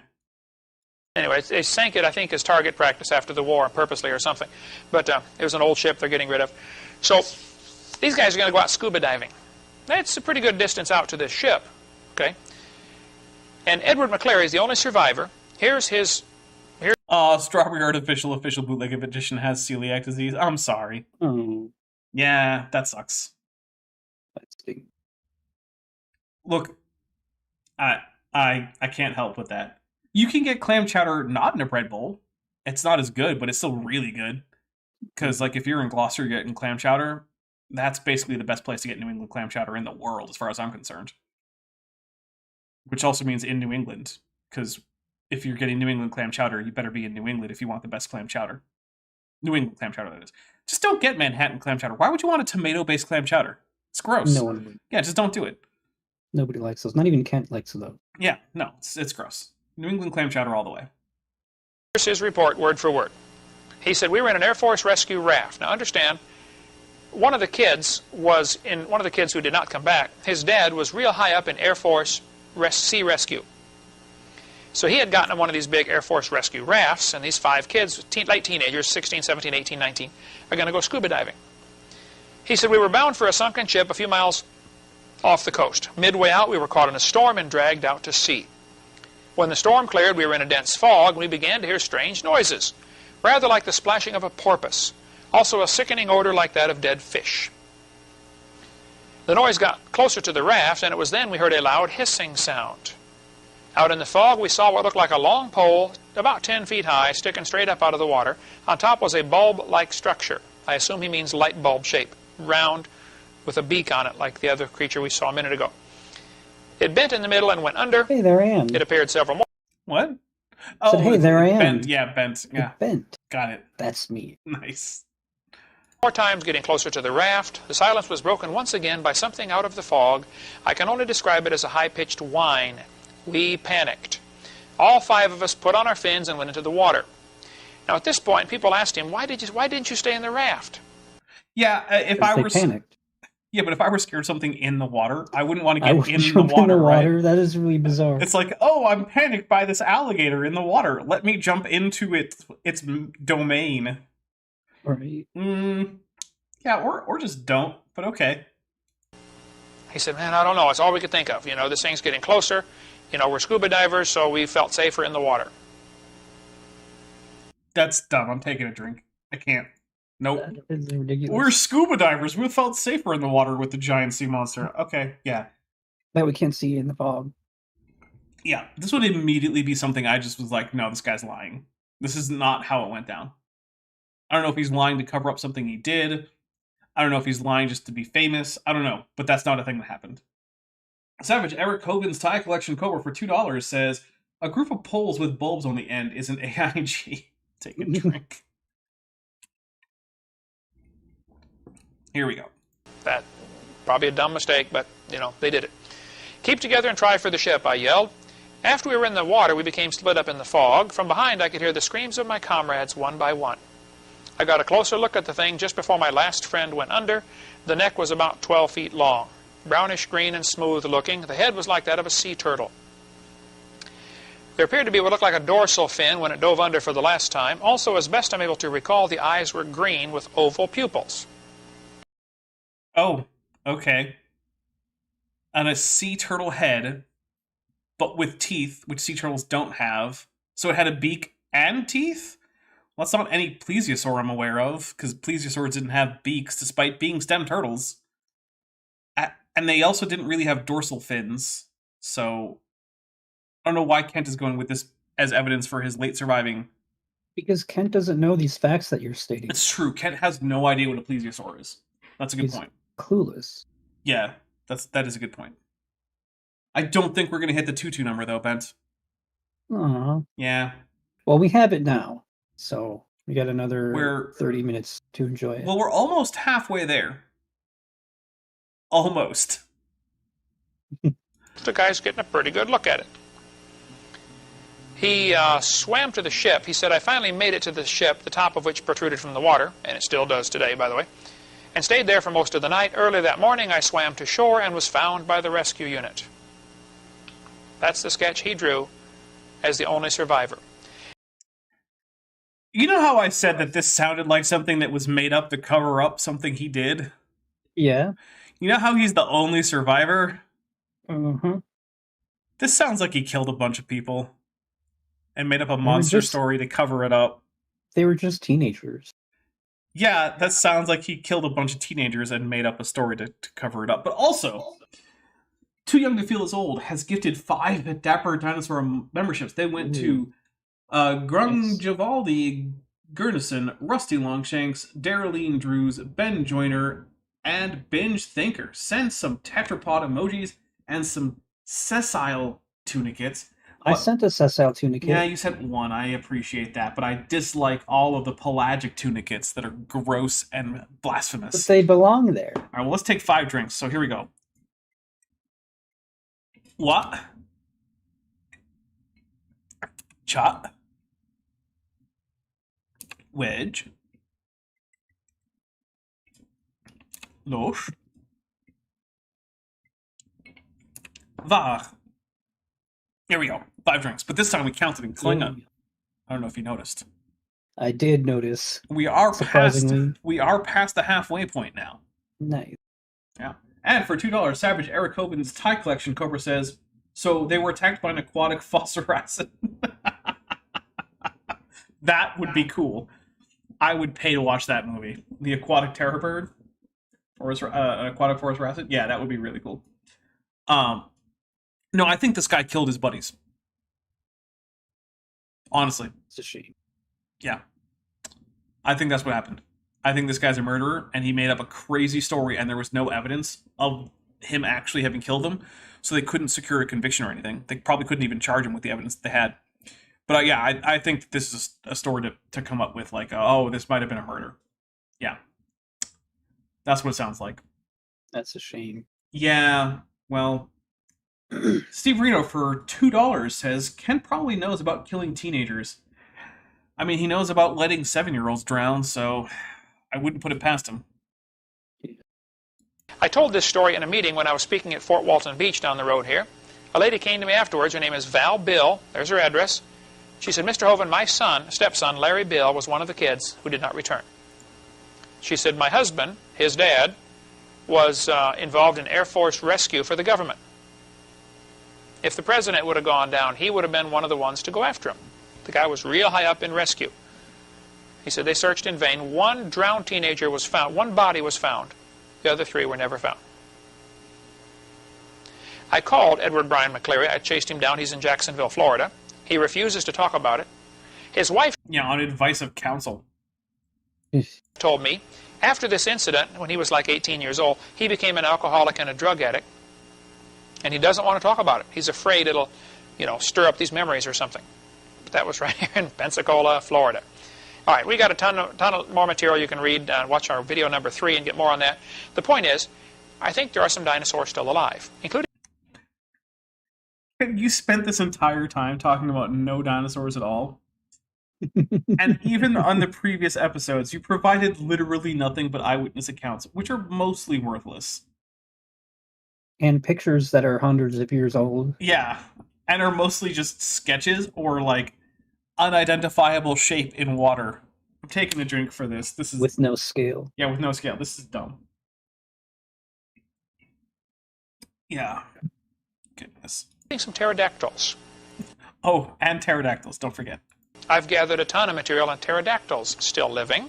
Okay. I get reports probably. He doesn't know to call them pterosaurs because, remember, this man is an expert with a PhD, apparently. Once a month, somebody will call me from Papua New Guinea, Indonesia, or a northern tip of Australia and say, hey, we've seen pterodactyls still alive. I spoke at Pensacola Junior College here a couple months ago. Next door, Jan Hadley, my neighbor, teaches English as a second language over there. Where? You named 3 places. I was speaking at the college over there. I mentioned pterodactyls have been seen in Papua New Guinea. I guess maybe Papua New Guinea. You should have led with that, Kent. This lady stood up. Let's see, her name was Irma Wati. She's a medical doctor, came over to America. She's studying English right now at PJC. She said, Mr. Hovind, I'm from Indonesia, and you're right, we have those creatures in my country. Pterodactyls still alive. I've had many missionaries tell me they've seen this, and maybe at the end of this tape, if there's time, we'll just go through and flash up the slides real slow. You can read it for yourself and chase down the information. I think it's a fascinating study, studying cryptozoology. My purpose, though, is to help destroy the evolution theory, which says dinosaurs lived millions of years ago, and I'm sorry, they just didn't. Kent, mammals, they just did. Mammals also lived millions of years ago, as did crocodiles and lizards and turtles. The difference is that some of those things have gone extinct, others haven't. But so what? Right? Just like not all mammals went extinct at the end of the Cretaceous period, even though most of them did. Not all dinosaurs went extinct either. It just so happens that the ones that didn't had some things in common that unite them into the bird group. But even if some other animals that were in dinosaurs that weren't in the bird group that we think about now had survived, it still wouldn't be a problem for evolution. It just means that, hey, I guess a few dinosaurs that weren't birds made it through the KPG. Good for them. That's it. Evolution doesn't demand that non-avian dinosaurs go extinct. It's just that there's no evidence to think that they didn't. They're part of God's normal creation. They've lived with man all through history, and there might be a few small ones still alive today. Just drink. And that's the point of all this. Not a good point. All right, well, that is the end of that video. But I have another video ready that I downloaded earlier today on the assumption that something like this might actually happen. This is CSE 102, 7 and 8. It was a twofer. So I'm going to pop that up here on the screen. Let's see. We're going to open this guy here. Oh, no, not music. We can't have music. That's not okay. Because I don't want to get checked by the copyright and then have the copyright tell me that I'm wrong. Right? So we can't have music on here. But I'm now going to disable Bent on here for a second so I can share this with him without any disruption. All right. Bent, can you see the blue screen that is... Yes. Just a blue screen, apparently. Yes, I can. All right, I'm going to hit play, but it's going to be on mute for a little bit. Okay. While we get through the music. Or I guess it's almost on mute. I don't know. There's a guy with a microscope. Bent, is that you in a few decades? I'll have a better microscope than that. Okay, that's good. Hey, elusive man, how are you doing? How's that indoctrination going for you? Creation science, Kent Hope lessons. Okay, apparently this is how they started. So now that we're actually into the Kent Hovind bit, and I don't think that there's going to be too much copyright, turn the music or the volume back up. Here we go. Tonight we're going to talk about lies in the textbooks. I want to point out that of all the CSE videos, this is by far the best quality we have ever had, both in terms of audio and visual. This was uploaded in 480p. Wow. Yeah, not 240, which is what we've been dealing with. I know. One of my few idiosyncrasies is I collect public school textbooks. I have hundreds of them. I just brought a few with me tonight since I taught biology and earth science and physical science for years. It's always been fascinating to me to study these books and see how different people, present the subject. And so we're going to talk about some of the lies in the textbooks. I think one of the most important things in my seminar is this session. We're going to try to cover a lot more material than normal, though, about what's in these textbooks anyway. Oh, wait, his thing about few idiosyncrasies was a joke that didn't land. Take a drink for that. I didn't even notice. It was so unfunny. I start off in my seminar giving an illustration to make the point. I'll give it here so you can see how this fits in perspective. It has always amazed me, after teaching school for 15 Tessa Ranger says, fun fact, Kent steals textbooks from kids who need them. Not that I'm aware of. I mean, I wouldn't put it past him, but like, if you have evidence of that, let me know. That would be an interesting thing to know about. I might make a point of talking about that if I can actually demonstrate that that's true. Dr. Tapioca Weasel just gifted 1 Dapper Dinosaur membership. So let's take a drink for that. And it went to Sabi, or SAHB, I'm not really sure. And I hope that was the person you were trying to get to have a membership, Dr. Tapioca Weasel, although I suspect it might not have been. Because I happen to know that when Dr. Tapioca Weasel gives a Dapper Dinosaur membership, it usually means what he's trying to do is give a particular person a membership with like as few donated memberships as possible. Which is crazy, because really what you should be doing is just gifting like 100 memberships. So that way everyone gets one, obviously. And then I get, like 70% of $300 or something. I don't know. Or no, that would be 70% of 500. Whatever. Math is hard. years, how 2 people can look at the same thing and come to opposite conclusions of what they're seeing. 2 people look at Grand Canyon. They're both looking at the same canyon. And one of them says, wow, look what the Colorado River did for millions and millions of years. So I do want to point out that it's not all the current Colorado River, right? The water flowing through the canyon has actually stopped before, and it's also reversed direction. That's one of the reasons why the barbs of the canyon come in at both acute and obtuse angles to the current flow of the Colorado River, whereas tributaries almost always come in at acute angles. So it's not just the current Colorado River that has carved out the Grand Canyon, but yes, it is the slow action of river erosion that has carved the Grand Canyon. One of the ways we know this is because the canyon meanders so much, and fast-moving floodwaters do not meander. That's one of the first things that you notice about flood deposits is how they only ever take gentle bends. They don't take these circuitous, windy, serpentine bends. You can see that any place where there's a local flood, but if you want to see large-scale, cataclysmic scale flooding, you can look at places like the Scablands in Washington, or you can also look at a lot of places on Mars, especially in the Northern Hemisphere, where there also seem to have been cataclysmic scale floods, probably like 1 billion years ago, but still, you can see the effects of this flooding on Mars to this day. Horseflesh for $9.99 says, Tutu or Toodaloo, also AIG or a sack of floppy wieners. Well, thank you very much. Which means, you know what? I will take a check and to see how much we would need for another Tutu episode. We would still need a bit over $86. Okay. That's probably not going to happen, but you never know. Anything's possible. It's true. The Bible-believing Christian stands there, looks at the same canyon, and says the same thing, because here's the thing. The same thing. People who are Bible-believing Christians can believe in an old earth, they can believe in evolution. Kent does not have the exclusive right to define Christian beliefs. He is not the God of all of Christianity. That's God if there be a God. And Christianity is more or less true. Because I guess there could be a God and Christianity is false anyway, but whatever. You know what I mean? It's not up to Kent. And the thing is that people who disagree with Kent about what the Bible says and how it is best to be interpreted are not on that grounds not Christian. And it also does not mean that they don't believe in the Bible. I really hate it when young earth creationists like to just say that they are the Christian default, when in fact they are a fringe minority among evangelical Protestants who themselves are, at least worldwide, already a fringe minority.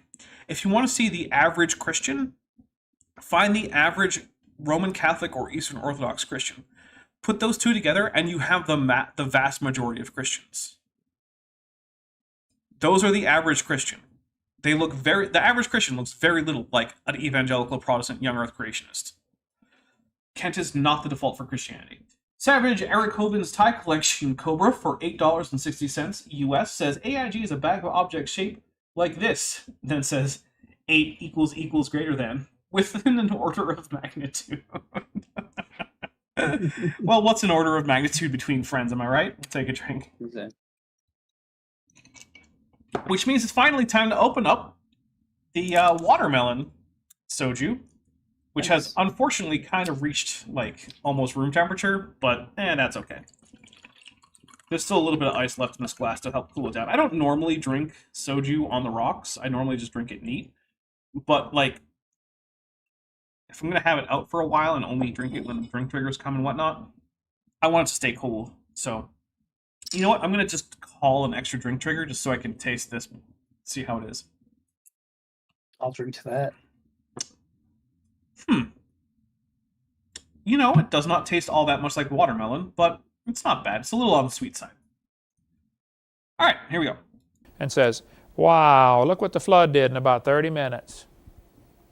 It's just a matter of how you want to look at it. Why Same would a global canyon, flood two carve different out ways to look at the it. Grand Canyon? I don't know. Also, No other canyons anywhere else. yeah, well, there is that. Also, for the flood to carve out the Grand Canyon in a half an hour would require supersonic flood water. Because it would take more than half an hour for water to get from one end of the canyon to the other. Because it's really long, guys. I don't know if you know this. It's a very long canyon. And, yeah, I don't think that supersonic floodwaters is much of a thing. And we are 78 away. Could get there. Textbook says, over millions of years, the Colorado River has carved the Grand Canyon from solid rock. Now, just hold on a second. Mm-hmm. Does he know that, or does he think that? Oh, he knows it, right? Because, let's see. Knowledge.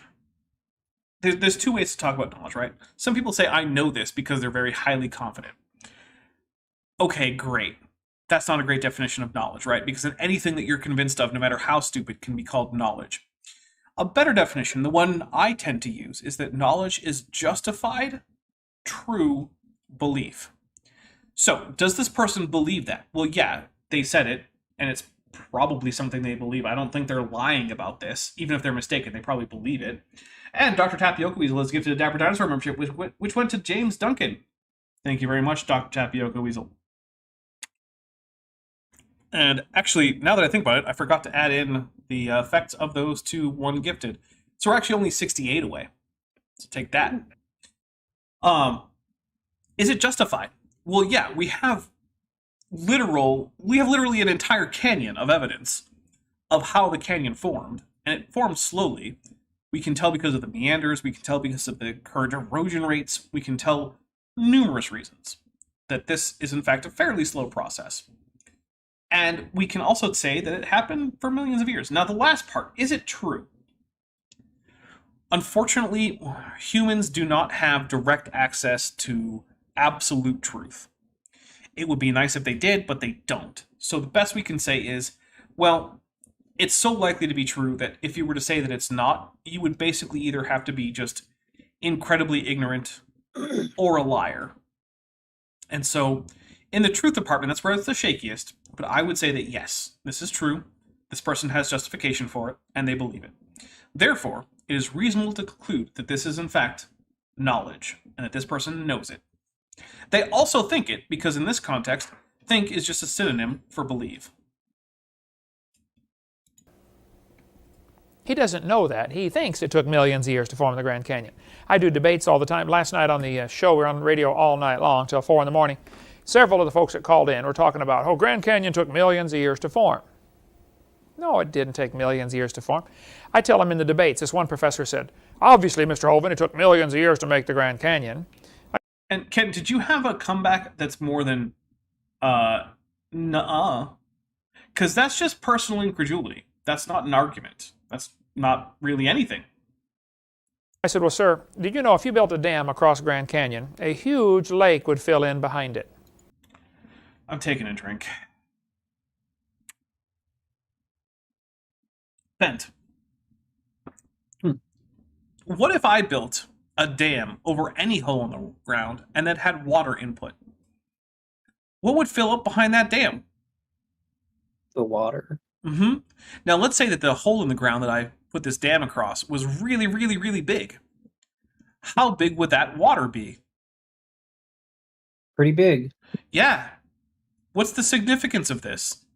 Nothing. Exactly. Thank you very much. You figured it out. You're now. I'm still not convinced. You're officially way smarter than Kent Hovind is. Yay. Yes, Kent. If you put a dam across Grand Canyon, the lake would be big because Grand Canyon is big. Let's put a gold star next to Kenty's report card for the day. Good job, buddy. You did it. Covering several states. I mean, it would be a gigantic lake. Yeah, the Grand Canyon, I mean, depending on exactly how you define it, is really big. Of course, it'd take a lot of dirt to fill in the canyon, but still, it would back up a giant lake behind it. Why would you fill in the canyon? You're talking about water. What does dirt have to do with it? I don't even know. I'm just taking a drink. I can't anymore. I already finished my drink, so. That is unfortunate. This picture with the white shows, that's what's called the snow line. Between these two red lines is what's called the Kaibab uplift. Keep that word in mind. Uplift.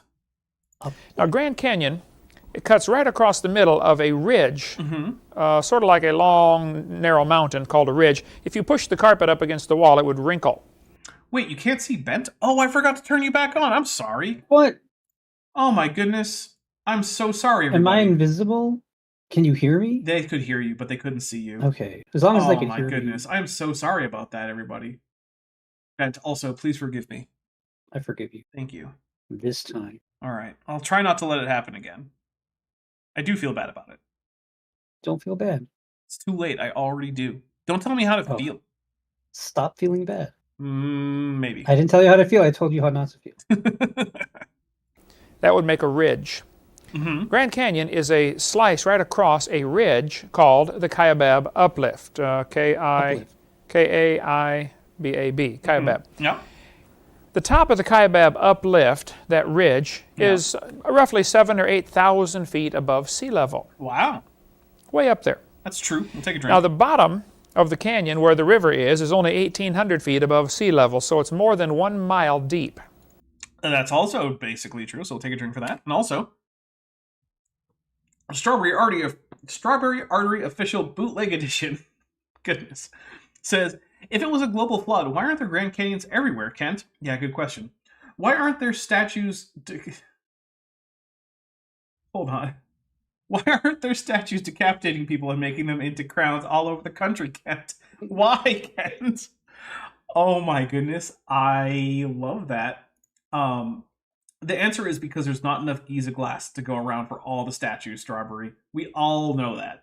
There's only so much Giza glass out there. It's not like you can just make a bunch more Giza glass. We're going to go to Mars. And then see, for $2 says, Dappa is a professional. Yeah, I am. If that's on the bingo card for today, Dapper is a professional. You can totally check that one off. Sorry, I was just not expecting a monument mythos, like, right there. And you did it, and I love it. The monument mythos is so great. If you guys have not seen the monument mythos, look up Mr. Manticore on YouTube after you're done with this. Seriously, Mr. Manticore is great. I love his stuff. Absolutely gigantic canyon. How many of you have ever seen the Grand Canyon? Okay, hold on. Bent, have you seen the Grand Canyon? Yes. I don't believe you. Okay. Even though I've been there with you, what, twice? Thrice? I mean, you were there with me. You saw me see it. But have we been there together 2 or 3 times? I don't think. I think I think only 2. Okay. Well, we're going to start a poll. Have Nice. you seen the Grand Canyon? Yes, no, and of course we add the turtle option. But that also might be the last thing we do because we're about to start wrapping things up. So, let me take a look. How close did we get? Oh, we got 56 away. That's not bad. It's pretty close. All right, Pretty cool. Bent, do you have anything you want to tell people about before we get out of here? Yeah, I have music in the description. You can download it and listen to it. I have an Amazon wish list. So Yep. You can buy me Pop-Tarts if you want to feed me. And in 8 days, I will be on Top Hats Off for Power Ranger. Is it 8 days? Yeah, it is 8 days. Nice. Going to be tons of fun. Yeah, if you guys... And I have a Patreon. Yeah, there's a Patreon link in the description. If you guys aren't aware, ideally every other week. It comes out to be a bit less than that, but ideally every other week, I run a Power Rangers RPG actual play stream on my other channel, Top Hats Off. And it's got Bent, it's got Maddie from Science Side Up, it's got a whole bunch of people who you probably wouldn't know if you're not... if you're just watching the channel, but it also has Zerolon and Tirirana, who you'll see in the chat here. They are our red and yellow rangers, respectively. And we have like a 6-person team. They go on adventures. There's already, 21 episodes or something out there? 20.5. Yeah, 20.5. Or I guess there's a couple 0.5s in there, so there's a little bit more than that, but whatever. And yeah, you can watch us go have fun adventures, and I have a lot of fun with it. We try to keep it like it's an actual season of Power Rangers, but maybe a little bit more mature in terms of like themes and whatnot. But not like super gritty and grim dark, right? Like this isn't the gritty Power Rangers reboot Power/Rangers that like had Katie Sackhoff in it. We're not going that hardcore, but we're a little bit more hardcore than just the kids show.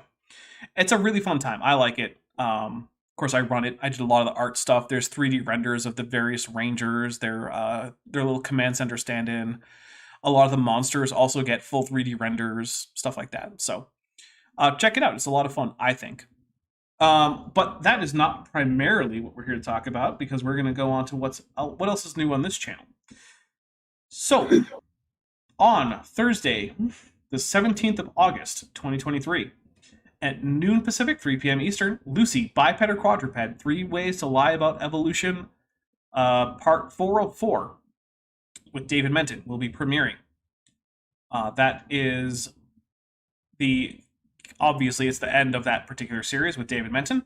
And then on the 19th, I'm currently planning, that's the 19th, Saturday, August 2023. I'm planning to do another Gish with Vish. It might end up actually being the last Gish with Vish of this particular Gish video. I think we're close enough to the end that that's what's going to end up happening. I don't know for certain though, so you'll have to tune in and find out. Then on the 22nd, I'm currently planning to have Jackson with Jackson. I'm going to be talking to Jackson later on, either tonight or tomorrow morning, to make sure that he's okay with that. Then on the 24th of August, we are going to be doing The Creationists Who Can't Math, the movie. That is, of course, about Jeffrey Tompkins.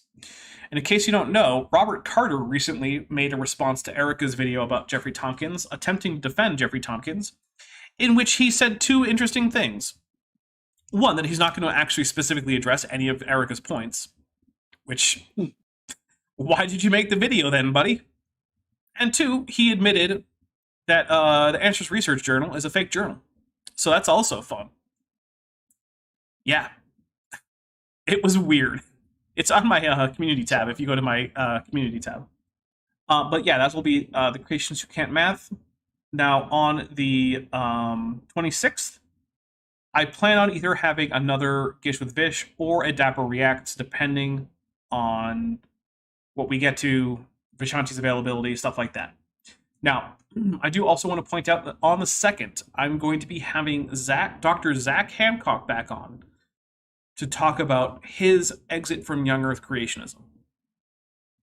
So he gave a little bit of that story in his 1,000 subscriber special.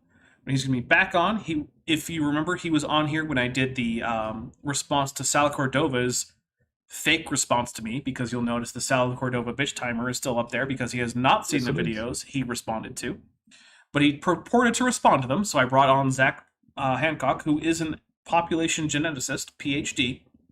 So that'll be going on the 2nd. The 29th, of course, will probably be a Matt with Maddie, because Maddie couldn't be here today, so she swapped this day with Bent. Yay. And with that, guys, thank you so much for watching. I hope you all had a lot of fun. I hope I see all of you on Thursday. If you are a channel member or a patron, get in the Discord, and we're going to be watching Power Rangers in space after this. I'll see you all either for Power Rangers or on Wednesday.